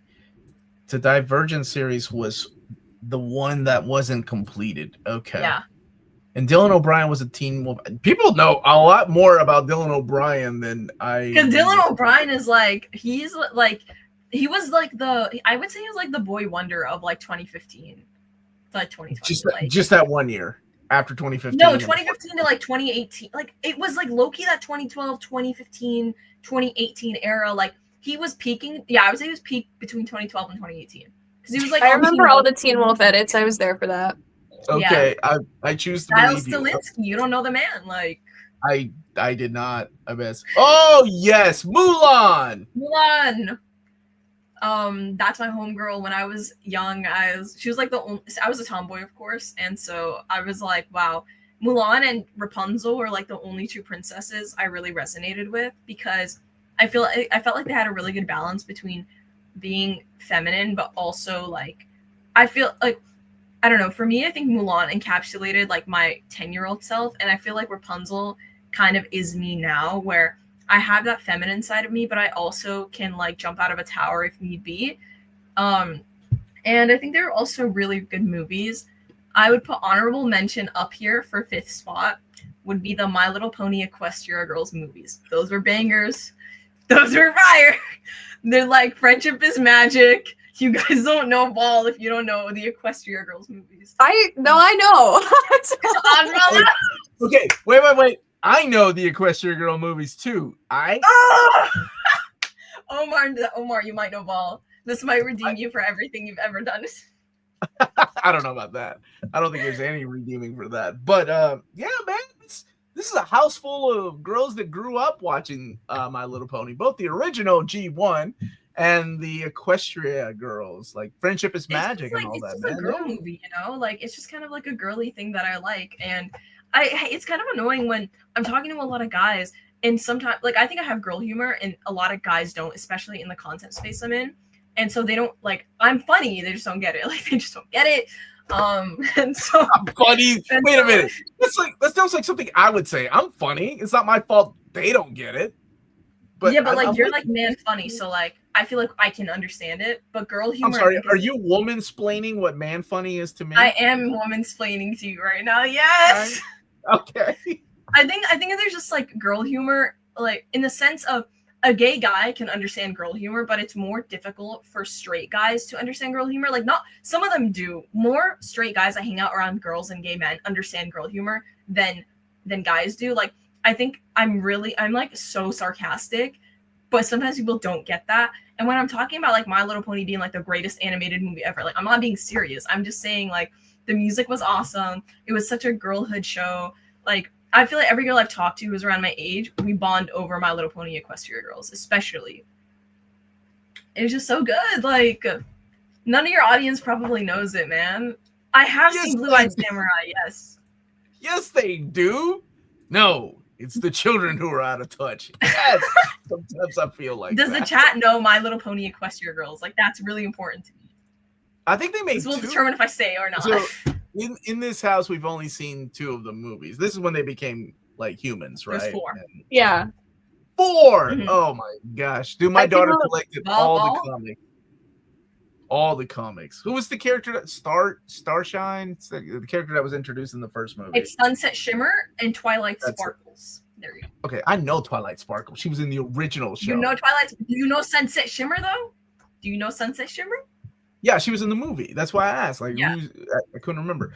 I know my question, My Little Pony. I got that down. I saw all the seasons. I thought it was written by a bunch of nerds that were into pop culture things. Like, I think what won me over is the coronation scene, or the medal scene, which was straight out of Star Wars Episode 4 and A New Hope, right? Like, even the wink, and I'm like, oh my god, this is actually legit good. Yeah, I love where this is going. I can't wait to hear about Omar's person. What the hell is that, Max? Yeah, give me your Pony OC. I want it. Okay, Oddfellas top 5 movies, which we've already talked about. Pride and Prejudice. Kimsey, have you seen this classic, Pride and Prejudice, 2000? Have you read the book? Do you know what this is? Oh, I have it. I do want to read it. Thank you, brother. You have the book. I think they made a graphic novel and added zombies too. Have you seen that? It's just I hated Pride, Prejudice, and Zombies, the book, so I never watched the movie because I just think it's dumb. But I also just love this as its own media, so I'm biased. Okay. Well, no, and that's okay. I get it. Now let's move on to the next movie you have chosen, which is Crimson Peak. Guillermo del Toro. What is I it about this movie? I love classic horror and I love gothic romance, and I felt like this one really tied them both together in a really good way. Like it wasn't a true horror film. It was scary, it was gory at times, but it always put focus on like the romance and trying to figure out what is going on with Thomas Sharp. The twist was really good because it just kept going and you were like, wait, but, and it was just visually stunning. Del Toro did an incredible job, and I feel like this really like it hits that peak era of like I want a girl in a nightgown with a candlestick goth. Like it is just like That's- chef kiss, like I want to wander a castle with a candlestick energy. It's beautiful. The story, for being completely original, is phenomenal because a lot of like classic horror and gothic romance is based on like Victorian literature, right? But for being one that was based on none of that, I thought this was so strong and just so well done, and the costuming is also just to die for. I watched this on the plane. I never got to see it in the theaters, and I really like. But I'm a big fan of Guillermo del Toro. I love all his films. I actually like this one more than Shape of Water, which won an Oscar, which is crazy. This is the one with Tom Hiddleston, right? Yes. Yeah, I like this He was one a in lot. Mhm. Yeah, he was He's the romantic lead. Yep. What the heck? Yeah, it's good. I still think my favorite is Pan's Labyrinth. I thought Pan's Labyrinth is such a beautiful, sad movie. Hate Pan's Labyrinth. Oh, we need to talk about why you hate Pan's Labyrinth. I like sad stories, I like tragedies, but Pan's Labyrinth was just like endless suffering with really no payoff, and I left the film just feeling upset and angry in a way that like wasn't even cathartic. Like it's visually pretty, but it's just kind of like misery incarnate. And I'm sure there's a place for that. It just was not for me. To me it was completely out of balance of like that tragedy and catharsis. It was just misery. It was I just misery. You didn't like that? You didn't enjoy misery? No, I I hated being angry the entire 2-hour runtime. Yes, and I think that's why I liked it. For me, Crimson Peak feels like it was like a Hammer horror movie, but with more budget. Absolutely, and I think that's why I liked it. And Oddfell's already seen Frankenstein. Frankenstein is so good. I want to talk about it so bad, but it's not technically out yet. Yeah, she's the one that told me. I'm like, oh, I'm so out of the loop on movies. I had no idea that was coming out. My daughter wants to see Good Boy, I think. Oh yeah, it's a horror movie about a dog. Yeah, and there's another movie. What's his name? Oh my gosh, the guy that did won an Oscar last year with Emma Stone. Anyway, let's move on to The Mummy, the 1999 Mummy. Had probably some of the prettiest cast of any movies. Yeah, I was gonna say if my top 5 could diagnose me as being bisexual, it's probably this film. This was your sexual awakening. Well, this and another one that's on this list because I doubled down on it. So. But I was really late to watching The Mummy. I was a little too young to watch it when it came out. So I ended up watching this one in high school, but it's just such a cult classic. I love action adventure movies, and this to me is like the most action adventure film. I love when there's camp, when there's serious, when there's like crazy visuals and puzzles they have to solve. And I feel like this one just hits the mark on all of those. Like it doesn't take itself too seriously. And it's just, I mean, I adore this film. No notes. I have my wife says that like I think she said this a few years ago, like especially in The Mummy 2, the Brandon Fraser's character reminds her of me as a dad, the way his son and her. Interesting. Like was like, okay, I can kind of see that. Just the way he kind of snaps a little bit. But Yeah. this is, to me, I think the perfect movie. So I have 2 movies that I showed my daughter to get her into horror genre, and this is one of them, and the other one was Gremlins. I like those movies because of what you said. They have like that element of fun, adventure, and goofiness and campiness. but also some jump scares. Like, holy crap! Yeah. Like, because she jumped in this movie at the right places, and she jumped in Gremlins, and I thought, okay, I think I made the right choice. And then I got her into. After that, it was like Alien and Aliens, and then that's all. Yeah.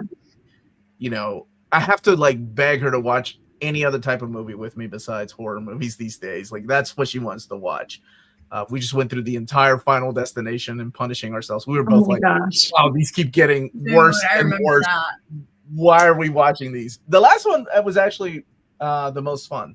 Bloodlines, I think is what it was called. Mhm. But yeah, I like that one. I thought love that these. one was really creative. Hey gang, no context needed. Mummy slaps. Thank you for that. I'll And put It's this so on my- good. Did you see they just announced that they might come back for another one? Yeah, that's what people are saying. The Mummy made me half gay. The new movie in development. Yorgos Lanthimos is the director. Thank you so much. And it is the Begonia is the movie that my brother wants to go see. Mm. I didn't know they made a cartoon of the Mummy. Or you talking about Mummy's Alive? Oh, by the way, my buddy Project Viking was an extra in Crimson's Peak. I forgot to. That's say so that. cool. Hey, Benny, looks to me like you're on the wrong side of the river. Yeah. I it's wish very- I could have seen this one in theaters. Well, I'm sure they like bring it back from time to time, I assume. I feel like they probably will at some point. Like, it's cult classic enough. Like, I wouldn't be surprised, but I've never caught it in theaters.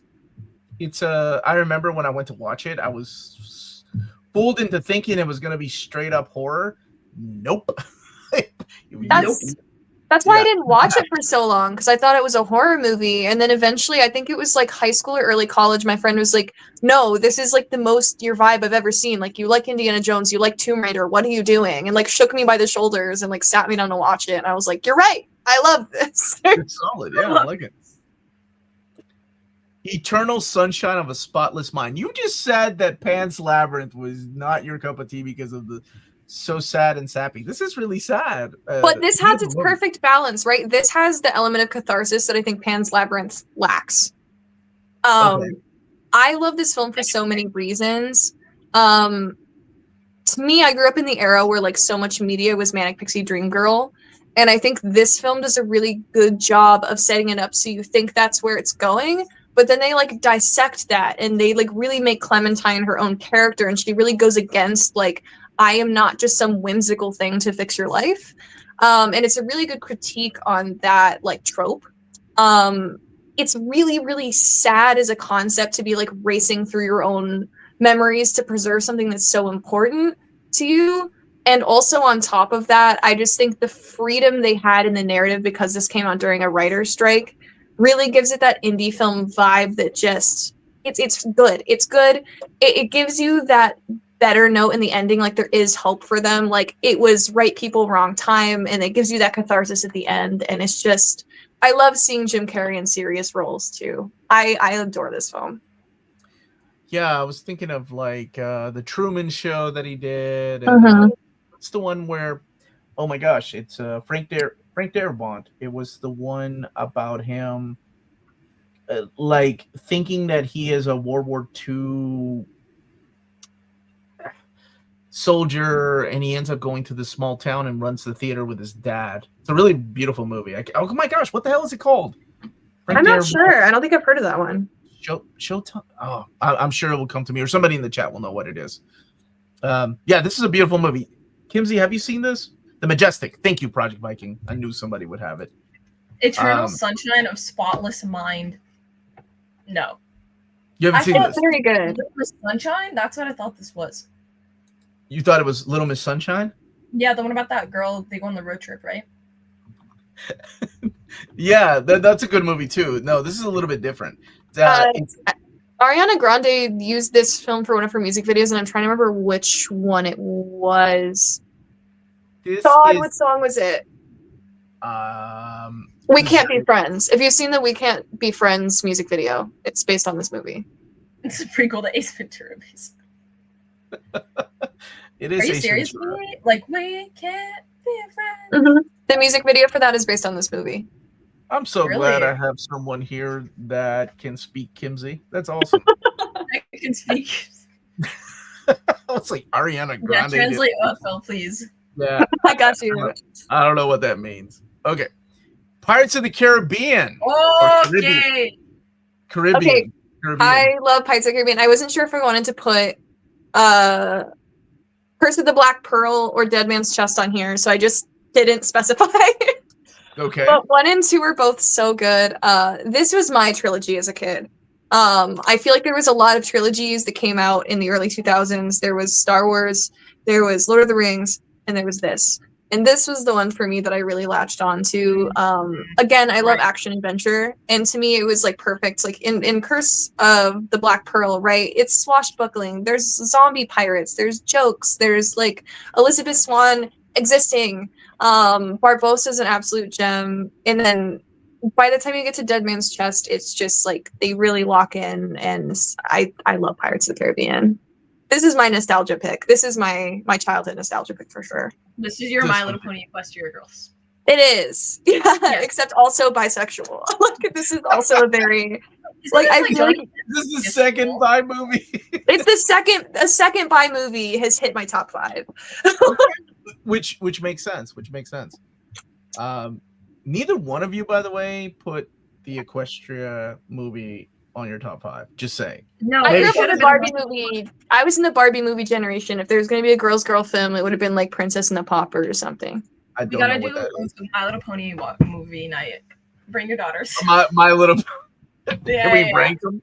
Okay. Can we rank them? Here Well, are my there's top 3 5 other movies. Oddfell, since you are fluent in Kimsey, you may have to translate what some of these are. Okay. So here we go. I'm ready. I bet Kimsey's a well-educated girl. I know she's seen some of these. Oh, Okay, there ain't no way in hell she's seen this one though. The Man Who Shot okay. Liberty. Not a strong start. Not a strong start. Not a strong start. The Man Who Shot Liberty Balance is a freaking classic. This has John Wayne, and I assume you know who that is, right? And James Stewart. It's a movie by John Ford. It was released in 1962, and it's kind of like a murder mystery, but it's a classic Western. Oh my gosh, it's so When good. were you born? I was born in 1978, but That I was watched a lot of. out. You know, did you watch things with your mom and dad? Like You know, that the oldest thing I've ever watched with my dad, he really likes it, is It's a Wonderful Life. Yeah, it's a classic. It's older than this. Absolutely, it's a great movie. I know, that's crazy. But you know, there were movies that my dad and I bonded with, and this is definitely one of them. That whole war and Western genre all comes from my dad, so that's why I love these things. But yeah, this is a classic. Oh, I love top 10 every time. The Lord of the Rings trilogy. Come on, all 3 of them. So good, so good. Go wait. Did you roll your eyes, Kim? Not a I'm fan. sorry. Not a fan. You know, if I did have a sexual awakening when I was a little bit older, it might have been this movie.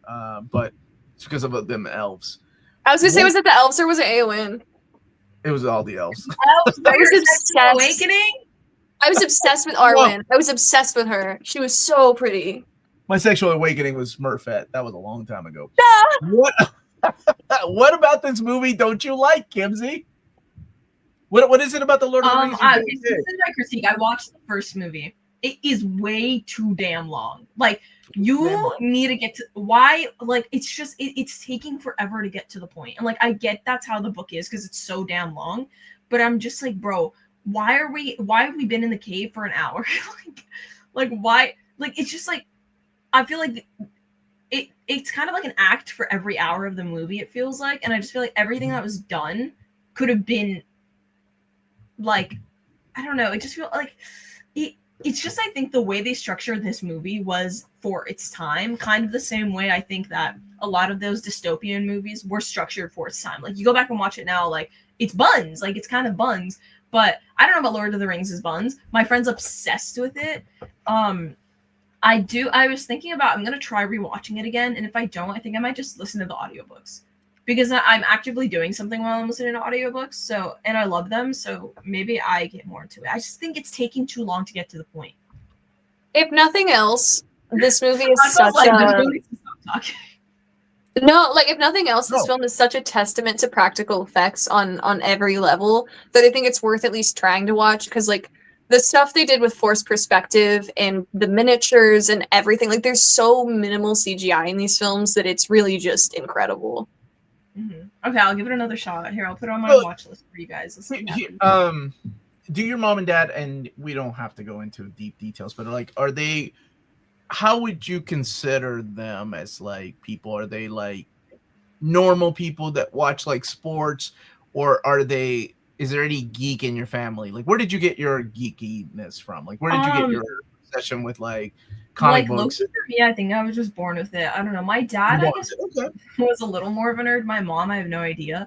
She's not really, she's a lot more religious, so she's not really into like a lot of stuff. My dad just likes cult classics. So he likes like It's a Wonderful Life. He enjoys The Twilight Zone. Stuff like that definitely is what he dabbles in. It's because they're Middle Eastern, so they watched a lot of like Arab stuff growing up. For me, I think it was like, what did I watch? It was definitely something that I ended up, I want to say, like, since I was younger, I really liked superheroes. But I think what solidified it for me was when I watched the Dark Knight trilogy. That was when I was like, this is the greatest thing of all time. Like, this is, oh my God, this is so cool. The Dark Knight trilogy is amazing. You're talking about the Christopher Nolan stuff? Yeah, Christopher Nolan stuff.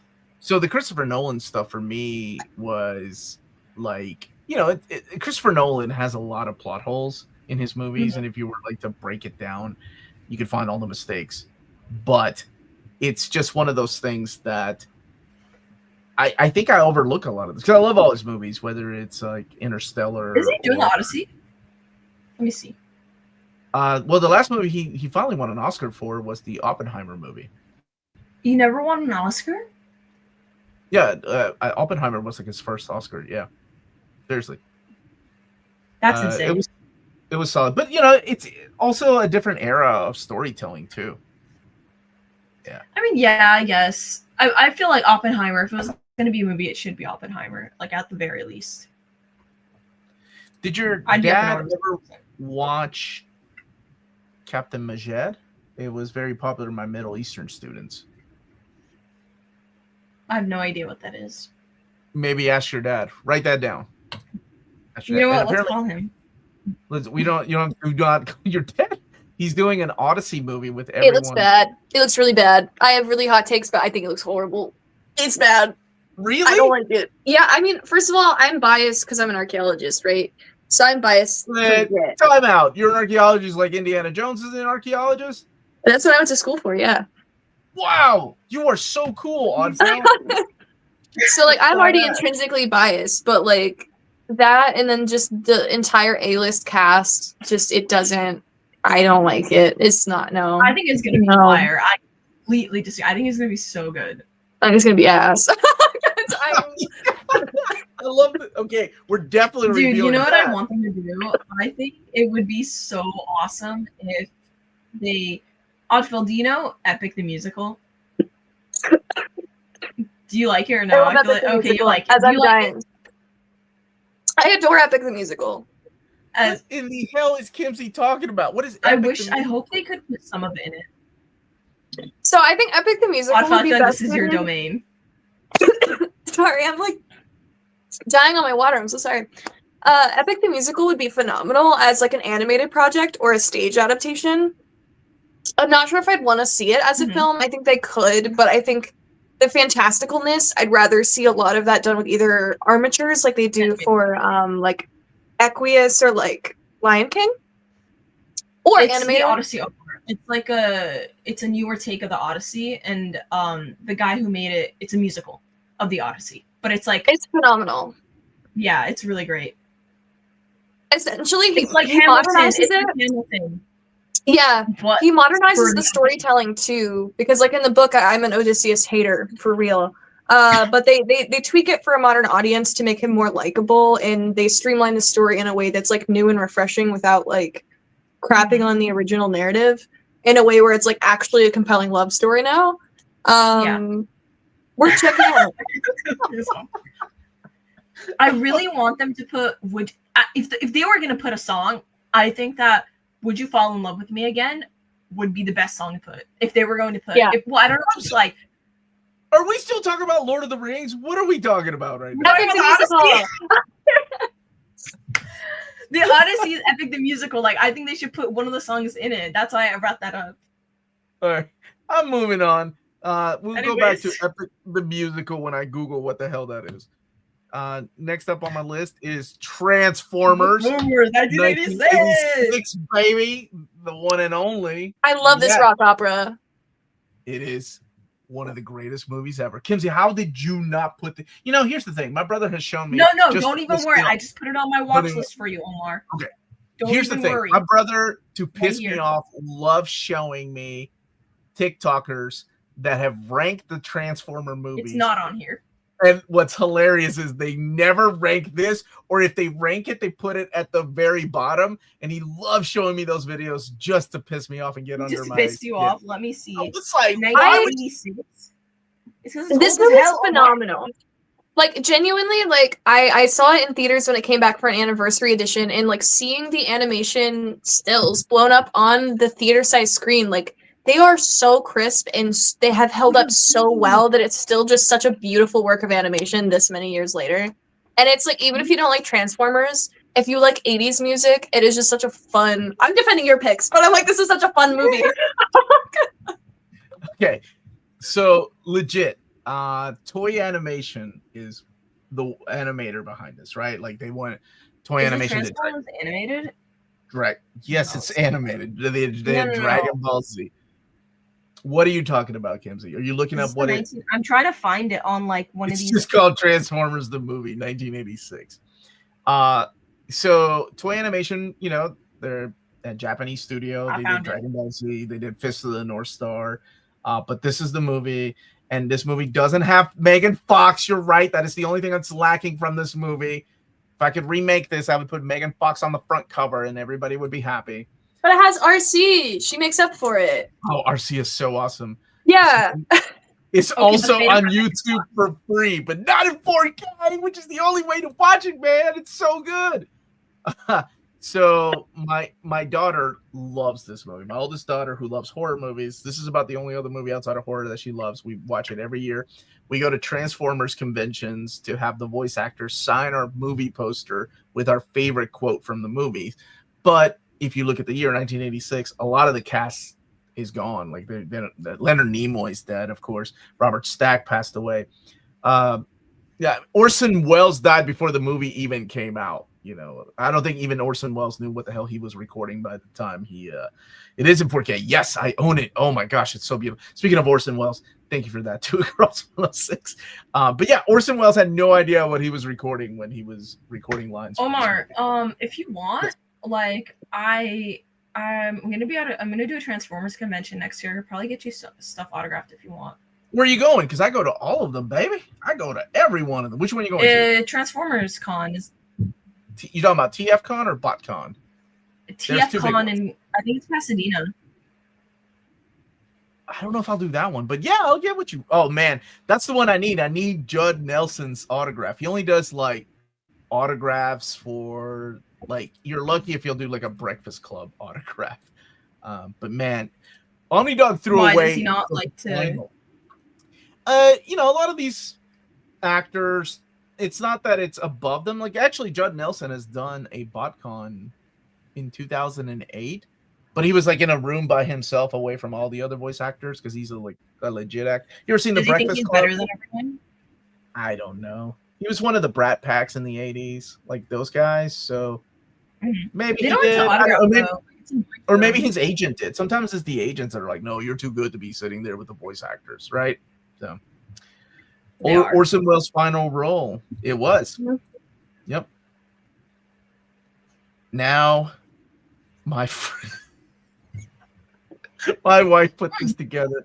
I hate this Okay. movie so much. I hate Elf. I hate Will Ferrell. I don't know why she put this on here. This is what happens when I let my wife do the slideshow. Thank you. I was about to judge you so actually hard. No, there's no way that you did not. Did you like this movie, Oddfell?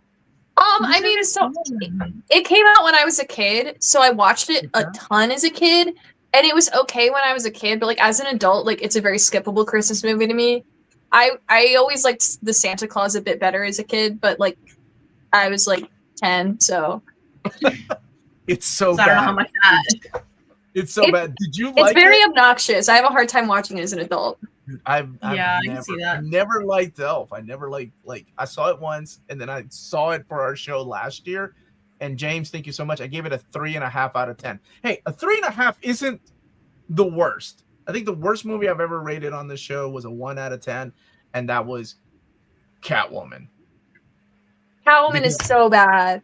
Catwoman was so bad it wasn't even laughable bad. Like, I do appreciate the practical effects like that though, that they don't make movies like that anymore. But it was just I think I gave it a 1 out of 10 because of the lighting. Like, it was, yeah, I'm not a fan of Elf, but if you are, more power to you. The Untouchables though is one of my favorite movies of all time, and that cast alone: Robert De Niro, Sean. Oh my gosh, I forgot that this I have also no had idea what this is. You don't know what this is. Wait. So I also haven't heard of this one. okay, so The Untouchables was a TV series back in the day when it was black and white, and then it was made into a movie. It had Sean Connery in it. It had Robert De Niro. It had Kevin Costner, and it had an amazing score by Morricone, which is just absolutely stunning. And I love this movie so much. Just a telling of how they took down Capone. Okay, that's cool. But if Marvel put an Elf Omni, I would read it. I guess I would read it. You're right. I would read it. No, I wouldn't. Wait. I didn't read the Ewoks Omni. Holy crap. Great movie. Bro, they're Dude, it's gaslighting awesome, you. right?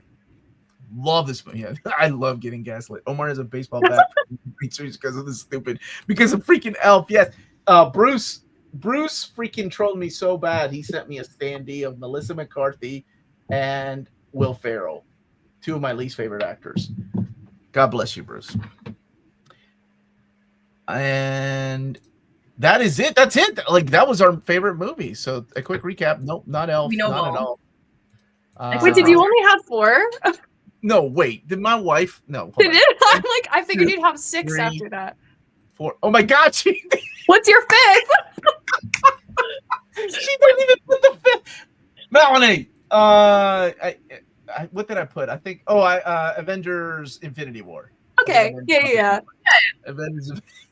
Both of us were like, yeah, we approve. Hell, what the hell? That's 10 years of storytelling, man. I get it. Yeah. Dude, Infinity War was great. I mean, I love the original Avengers. I thought it was awesome. Like, I don't think ever in the history of movie cinema did we ever see like movies come together, like starting in a different movie and like go, and like these characters meeting up in one movie, right? That was insane, unheard of. And the way it was sort of duplicated in Infinity War, and I just love the Infinity War, like the way Infinity War ended. Thoughts on Age of Ultron?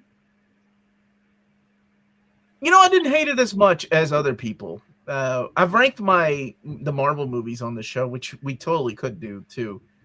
All 3 of us. You would hate mine, Omar. I know you and I have talked about it. We've had close words. Is my favorite one? Well, I know your favorite one is Captain America: Winter Soldier. Well, I'm curious. But Age of Ultron is my favorite Avengers. Oh, for real? Wow, yeah. That's a take. You know why? I think it's for me. It was because like Avengers has that like it was like the first time we've seen it, and Age of Ultron just kind of doubled down on that, and I just kind of like the way it expanded on their like friendships and the dynamic of the Avengers. I also am a really huge Hawkeye fan, and that was like the one movie he ever shined in. Because after that, I guess. I also really liked Wanda in it and Quicksilver and how their relationship played out, and I like how Wanda became part of the Avengers. I think it's overall like I think people give it too much crap for what it is. Like I really don't think it's a bad movie. I think it's a pretty solid one, and I honestly put it above Avengers. I think Avengers was just blinded by nostalgia. I think Age of Ultron did a lot of things better, but I also think it did a lot of things not that well. Oh yeah, man. I love Goodfellas. Cut like a hammer. I love Goodfellas, and I quote it all the time, but I think Untouchable's just a little bit over it. Are you kidding me? His haircut was the star of Avengers Endgame. You're talking about Hawkeye, aren't you? Because I knew that ridiculous haircut was going to come up in conversation. No, that's terrible. Don't ever bring that up. what is your least favorite MCU movie? Out of all of them, I would say I'm curious what both of yours are. for me, I would go like Age of Ultron, Endgame. No. Just like MCU, not Avengers. Oh, MCU. Least favorite. Least favorite MCU. I want to say it's Thor: Love and Thunder. Like that one pissed me off so bad. Love and Thunder, like I thought Quantumania was terrible, but Quantumania was laughable. And then the Marvels was just confusing. I had no idea what was going on. I'll be so honest. It was literally like, what are we doing? What are we talking about? I don't. It was the plot to Spaceballs. What was so confusing? I had no idea. But Thor: Love and Thunder pissed me off so bad because I think it butchered Thor's entire character. Like, I'm like, how did he? First off, write the script. There was no script for that movie. It was 80% of what is it, like interpretation or something? I forget the word. Clearly it shows because it was ass. That movie was so bad. I'm just like, how the hell do you have the God Butcher in it? How the hell do you have some of the coolest Thor designs? It's just like, oh my god, like it pissed me off so bad because it did such a disservice to Thor. And you had Mary Jane as the mighty Thor in it, right? It's like, oh, Jane Foster. The elements. Yeah, right. Jane Foster, and I mean, you had all that perfect elements, and the movie was buns, booty cheeks. Never bring that man to direct a movie again. I don't even know how to pronounce his name. I don't want to try. It's like a slur to me when you say. I think like I can't. Like, it pissed me off so bad. He can do a balance of comedy and drama because we saw it in like Jojo Rabbit. Right? Jojo Rabbit's really good. Wilder People's really good. Lost the sauce in this. I don't know what the hell happened. I'm with you. And I think too much creative freedom, and he lost the plot. Because like I think that movie would have benefited from just being Jane Foster because her story elements were so good, and I'd be so on the end of like edge of my seat, like, oh my god, finally Jane Foster Thor. This is so emotional, so amazing. Natalie Portman's eating. Jump cut to screaming goats and Thor drunk on the back of like a wagon, and I'm like, I don't care about anything. I just kind of wish he wasn't in it at all. I'm like, it should have been Jane Foster and some forgettable Thor villain because it doesn't matter who the villain is in Jane Foster's story. It's about her and her struggle, and I would have much preferred them saving Gore the God Butcher for like another Thor movie because like Jane Foster deserved so much better than that. It made me so upset. Did she become Thor again? I forgot. Wasn't she like on the verge of death and the hammer like came to her or something? Yeah, so she has cancer. And so the whole gimmick with it is when she is Thor, it stops. But like it's like slowly like it's a whole thing. It's very tragic, very sad. Like it gives her strength, but it's also killing her, and it's this whole like Achilles heel situation, and it's tragic in its own right, and it could have been its own story, and like the villain is her internal struggle. We didn't need to pull in Gore. We didn't need to pull in like Thor. We didn't need to pull in Asgard. It was two separate films like this, and they were not blended correctly. It is my least favorite MCU film as well. And it still made $800 million. That was ridiculous. That was absolutely ridiculous. That was the problem with those particular movies at the time, is that they were making that much money.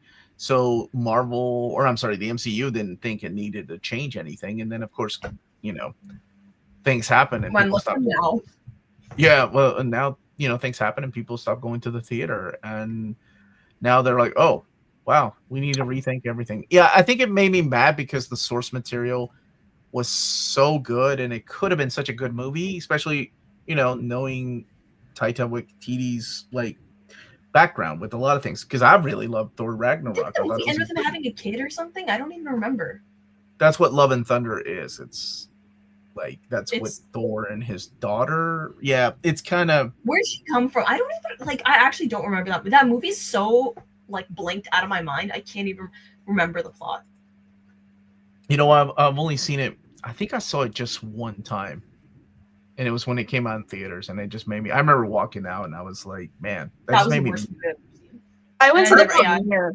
I was sitting there watching it in the same theater as the actors. Like, oh, that's right. You went to the premiere, right? Yeah.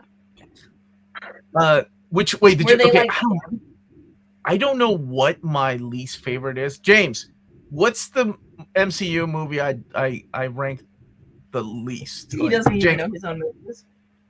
He's like, "Where's my stats?" Sure.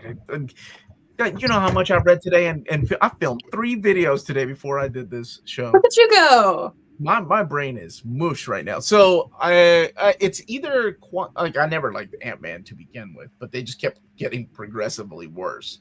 Quantum Mania was at least an interesting like Wasp and Kang story. No, Scott Lang just didn't need to be there at all. Like, no. How Ant-Man wasn't good. Beyond me. Kang was so wasted as such a cool villain. Like, he didn't do anything. He got beat up by a bunch of big ants. How the hell did that happen? It was like discount Star Wars, but at least it was watchable. Like, it's a popcorn flick I'd like suffer through in the background. Like, if Love and Thunder's on, I'm turning it off. I'm trying to think. You know, at one time it might have been like Iron Man 3 or Thor: Dark World, which we can talk about another day. Oddfell, I know. But I don't know. I think these days with all these movies that have come out, my gosh, and in hindsight, what has been the worst? We had Thunderbolts and Fantastic Four this year, which I thought both were really excellent. Does Madam Web count? Madam Web I gave it a 2 out of 10. That was awful. That was another one that was, but it isn't MCU, James. What's a like legit MCU? See, I knew James would know. James keeps track of every. I remember these movies. They're so forgettable to me. Like, I genuinely never remember them.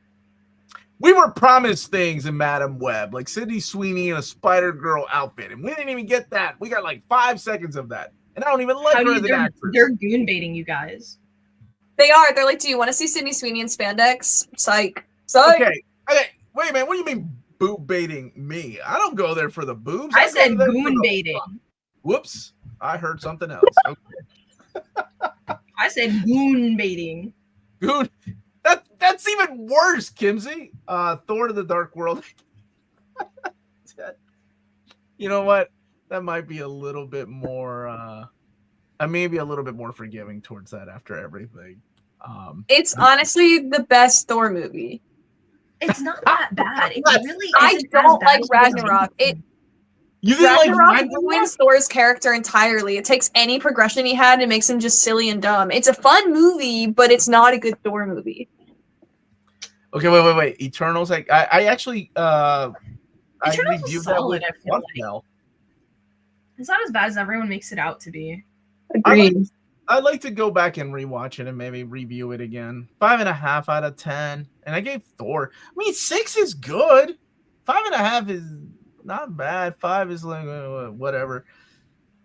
Wait a second. What did I give Thor: The Dark World, James? There's no way that I rated it higher than a 5. Why does James have like a like James is my guy. James is my guy in the chair. James is my dude in the chair. That's why he has the Wade profile pic. It's iconic. I like, why does he know this? Dude, James already knows everything he needs to know about you, Kimsey. Like he has looked you all over the internet and has found every piece of media with you saying all your hot takes. Is that a threat? Yeah, James is threatening me. He ain't even got to talk to threaten you. Let me see. I would rewatch The Eternals. I just know I fell asleep for most of it. It was a little dull. I remember there was a sex scene in there with clothes, and that always bothers me whenever that happens in movies, not just in Marvel movies. I thought we could have gotten a really pretty sex scene. I did. I gave it a 5 out of 10. So I gave it the same rating. Wait, no, not Dark World. The Love and Thunder. Love and Thunder. That's the one. They just know. Yes, Peasant, tell me my rating that I have acquired. No, not Ragnarok. Love and Thunder. I'm sorry. I don't mean the jail. Yeah, I don't mean the jail. I'm so sorry. Omar's like, bring me my tea. I don't drink tea. Where is my tea? It should have been a Disney Plus series. Oh, what is the worst Disney Plus MCU series though for you all? Loki season 1? Yeah. Thought Loki season 2 was excellent. I haven't seen season 2 because I didn't like season 1, so to be fair, but for me, Loki season 1 was the worst. I didn't care enough about it. I think I never watched She-Hulk. It just looked bad. I was like, I'm not gonna do this. I was forgot like, about I'm not Secret gonna do this. Invasion. Secret Invasion. You're right. You- I didn't Secret even Invasion finish was- that one. Invasion either. I was like, this looks terrible. I'm not gonna watch it. I think I gave Secret Invasion like a 2 out of 10. Like, how do you waste so much talent on a TV show? I got to the Maria Hill part and I went, actually, I'm not finishing this show. Oh my god, it was so bad. Yeah, I would agree with you. I completely blacked that one out of my memory. Yeah, I forgot. Nothing is worse. Moon Knight. I love Moon Knight. It's one of my favorites. Moon Knight was awesome. I love that one. I had problems with Moon Knight. I liked one of the episodes, and I thought they were going to go a certain route, and then we got I a thought it was giant. probably one of the best shows out of all of them. I think I Falcon and agree. the Winter Soldier was really mid. I thought that one was so disappointing. I expected so much more, and they just didn't give it to us. Mhm. Because they were trying to build up to Sam's movie. It came out 5 years after the show, so what was the point of that? Yeah, I know. A lot of these things didn't go as planned, and a lot of it had to do with movies not performing as well in the theater. I'm trying to think of Because what their happened. budgets are $200 million. You cannot give a movie. You cannot have these budgets for no-name movies. Like, this is their issue, and it's not clocking to you that they aren't standing on business. Like, it's so bad, and it's pissing me off so bad because I'm like, you can create a good movie on an $80 million budget. And you know what I think is a prime example of it? The Creator. It was an $80 million budget movie. It looked solid. It's made by the person who made Rogue One, the director, I think, and it was a good looking movie. I liked it. I enjoyed it. I had a great time watching that movie. Right? You shouldn't be spending, like, Thunderbolts should have had max a budget of $80 million. I also think that actors are being paid way too much. Like, I don't know why you need to be paid Whoa. like $25 million for a role. Bitch, what? Like, I think sometimes they need like you need to be able to take a cut to make a good movie, right? Because Yeah, Keanu Reeves did that with The Matrix, right? Like, but then not everybody's Keanu Reeves. Successful. There's a reason it's successful. Like, you got to be willing to make certain sacrifices. Like, all these actors they want to take a $20 million paycheck, and it's a one and done movie. When you could have cut your salary in half, right? Let's say $10 million, but now because you cut your budget, you're able to make a trilogy, and now you can even make more money through equity, through, like, shares, through even conventions, right? Like, now your movie's actually relevant. Like, Johnny Depp, when was the last time he did anything? He's going to Tokyo Comic-Con. He has like 1,000 orders already, and it's like $500 a pop. He's gonna make $500,000 from that already. Like, that's what I mean, where it's like, it's an investment. Everything is an investment. You can't just, it's just like I don't know, they're so big and greedy that no one wants to invest in a series anymore. And nobody wants to take budget cuts. Like, I'm sorry, Thunderbolts should have been $80 million max. And the fact that it was more is why it didn't succeed in the box office. You don't think a lot of that went to, like, special effects, post-production, marketing? Like, marketing takes a big I think a chunk. good portion of it went to special effects, but they had A-list actors. Like, their actors for sure took at least $40 million. I'm assuming $40 million minimum. So when people have been asking me, who I would cast as, like, X-Men in the MCU, I'm like, just give me a bunch of no names. I want a bunch of no names. I'm so fatigued. Doctor Doom being RDJ makes me so actually upset. That's such a weird, like. But they don't want to do that. Or, like, cast upcoming stars. Like, I don't know, like, Mason Thames is the most popular I can think of. You probably, like, if he was going to be Cyclops, you would have to pay him more than $1 million for the movie. Like, look at David Cornsweet. That's a perfect example. He got paid like $2 million or like $1.5 million for Superman. But his next movie is probably going to get paid like $5 million for Superman, which is how it should be. Maybe even that guy that peaked in 2018 in the Maze Runner, The Death Cure. Get that guy. Yeah, literally, right. Dylan O'Brien's a perfect example. Like, Dylan O'Brien, get that guy. Get him. Oh, for Cyclops? I don't care. Like, not for Cyclops. Maybe well, Professor I mean, X. I don't know. I think he's too old. He's kind of like 30 something now. Like, I don't want him as a Cyclops. Yeah, I feel like prime Dylan O'Brien would have made a good Nightwing. Like, everyone says that. Okay. Prime Dylan O'Brien would have made a solid Nightwing. I also really like him. Like, he always stands on business. I'd say he's like one of my favorite actors. Kane, how are you doing, buddy? It worked well with Peter Parker. I think Johnny Depp's next movie. will be Ebenezer: A Christmas Carol, directed by who is it? T. West from coming out in November. Miss Marvel was cast by a new actress, and I really like the actress they got as Miss Marvel. Yeah. Actually, We need to start casting like new and upcoming actors. Like I think that's the method. That's how you save yourself money when you're first starting a universe. Because David Cornswell, he got paid like $2 million, which is nothing. But like that's nothing for a role as big as Superman. But that's how it's supposed to be. Like you can't just get paid $20 million out the gate. Tom Holland, he was a nobody. He got paid like $500,000 for Civil War, and then it was like $1 million for the next movie. Then it was like $3 million, $5 million, $10 million, and now it's like $20 million. $20 million for Tom Holland to come back. $20 million, I think, for Brand New Day. I wonder how much they paid for Hugh Jackman to come back in Deadpool. And Probably insane. Probably for a guy his age to work out and get that ripped again, like let me search that up. Like it had to been like an outrageous amount of money. So 20 million. We're on the 20. That's how much they because what's his name? Who's Deadpool again? I forget his name. Ryan Reynolds had to take a cut. Reynolds. He was the guy in the proposal. Hey Kane. I'm glad the Reelz Talk is back. I missed the show. I was reading Scarlet. I don't know what that one is, but Genevieve Cogman, and lost track of time. I'm glad you made it. So speaking of Reelz Talk, what would you like to talk about next week, Oddfell? I'm leaving it up to you. What do you want to talk about? And Kimsey is always welcome back. She is our, what did I call you, a pop culture correspondent. I don't know, like I'll be here when I have the time. Like probably like I don't know, guys. Like maybe like trending. She's into trending. I don't know, whatever you want. Like I'll be here. I'll be on back and here and there. Probably more consistently next year. I just need to quit my bum ass job. Like that's what I really need to do. Bum ass job. I really gotta go. I'm over it. I would be over the moon to talk about Frankenstein, unless you think it's too soon and want to let people have time to watch it. It comes out the 7th, whatever. This Friday. Mm-hmm. And who's doing Frankenstein? It is Oscar Isaac, Jacob Elordi, and Del Toro, and then Mia Goth is the female lead. Oh, shoot. I like everything there. Yeah, it's. I have lots of thoughts. I have lots of hot takes. I have lots of just appreciation.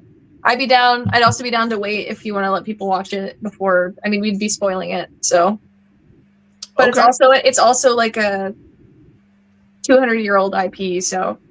Oh, and it's going to be on Netflix too. I can't wait to see it. When does it come out on Netflix, by the way? The 7th. It's out in theaters right now, and then it's on both. Starting the 7th. Okay, cool. Well, maybe we can do that. And so apparently it's coming out the 7th of November on Netflix. Wow, that's right around the corner. Okay. Huh. All right. So that might be the movie we review. And did you watch Fantastic Four? I did. We can also do that as a buffer if you want to give it more time. Yeah.